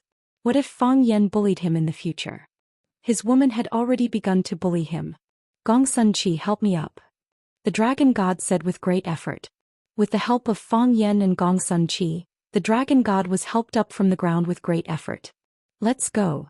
The dragon god waved his hand and said, "Let's go back and plant vegetables." "Yes, master." The master and disciples' figures walked away, but Fang Yan still did not regain his senses. "He's an admirable old man." Yi Rou stood behind Fang Yan and said aloud. "Yes. In fact, he doesn't have to do this." Fang Yan sighed.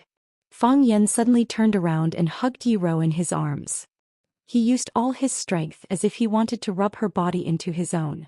"We can get married." Fang Yan said excitedly in Yi Rou's ear, "You don't have to be a widow anymore." "I never planned to be a widow." Yi Rou said. "What do you mean?" "If he wants to kill you, I will kill him." Yi Rou said calmly. "This is the final battle." "I don't care if this is the final battle. Then my reputation will be ruined. I can kill all the people on this place." Fang Yan secretly felt lucky for Gong Sun Chi. If Yi Rou killed him first, he probably would not have much power to fight back. A woman's heart was unfathomable. It was really unfathomable. Pfft. The transparent puppy glanced at Fang Yan and Yi Rou, who were hugging each other, and spat a mouthful of saliva at Fang Yan. "I'm hugging my wife, do you have a problem with that?"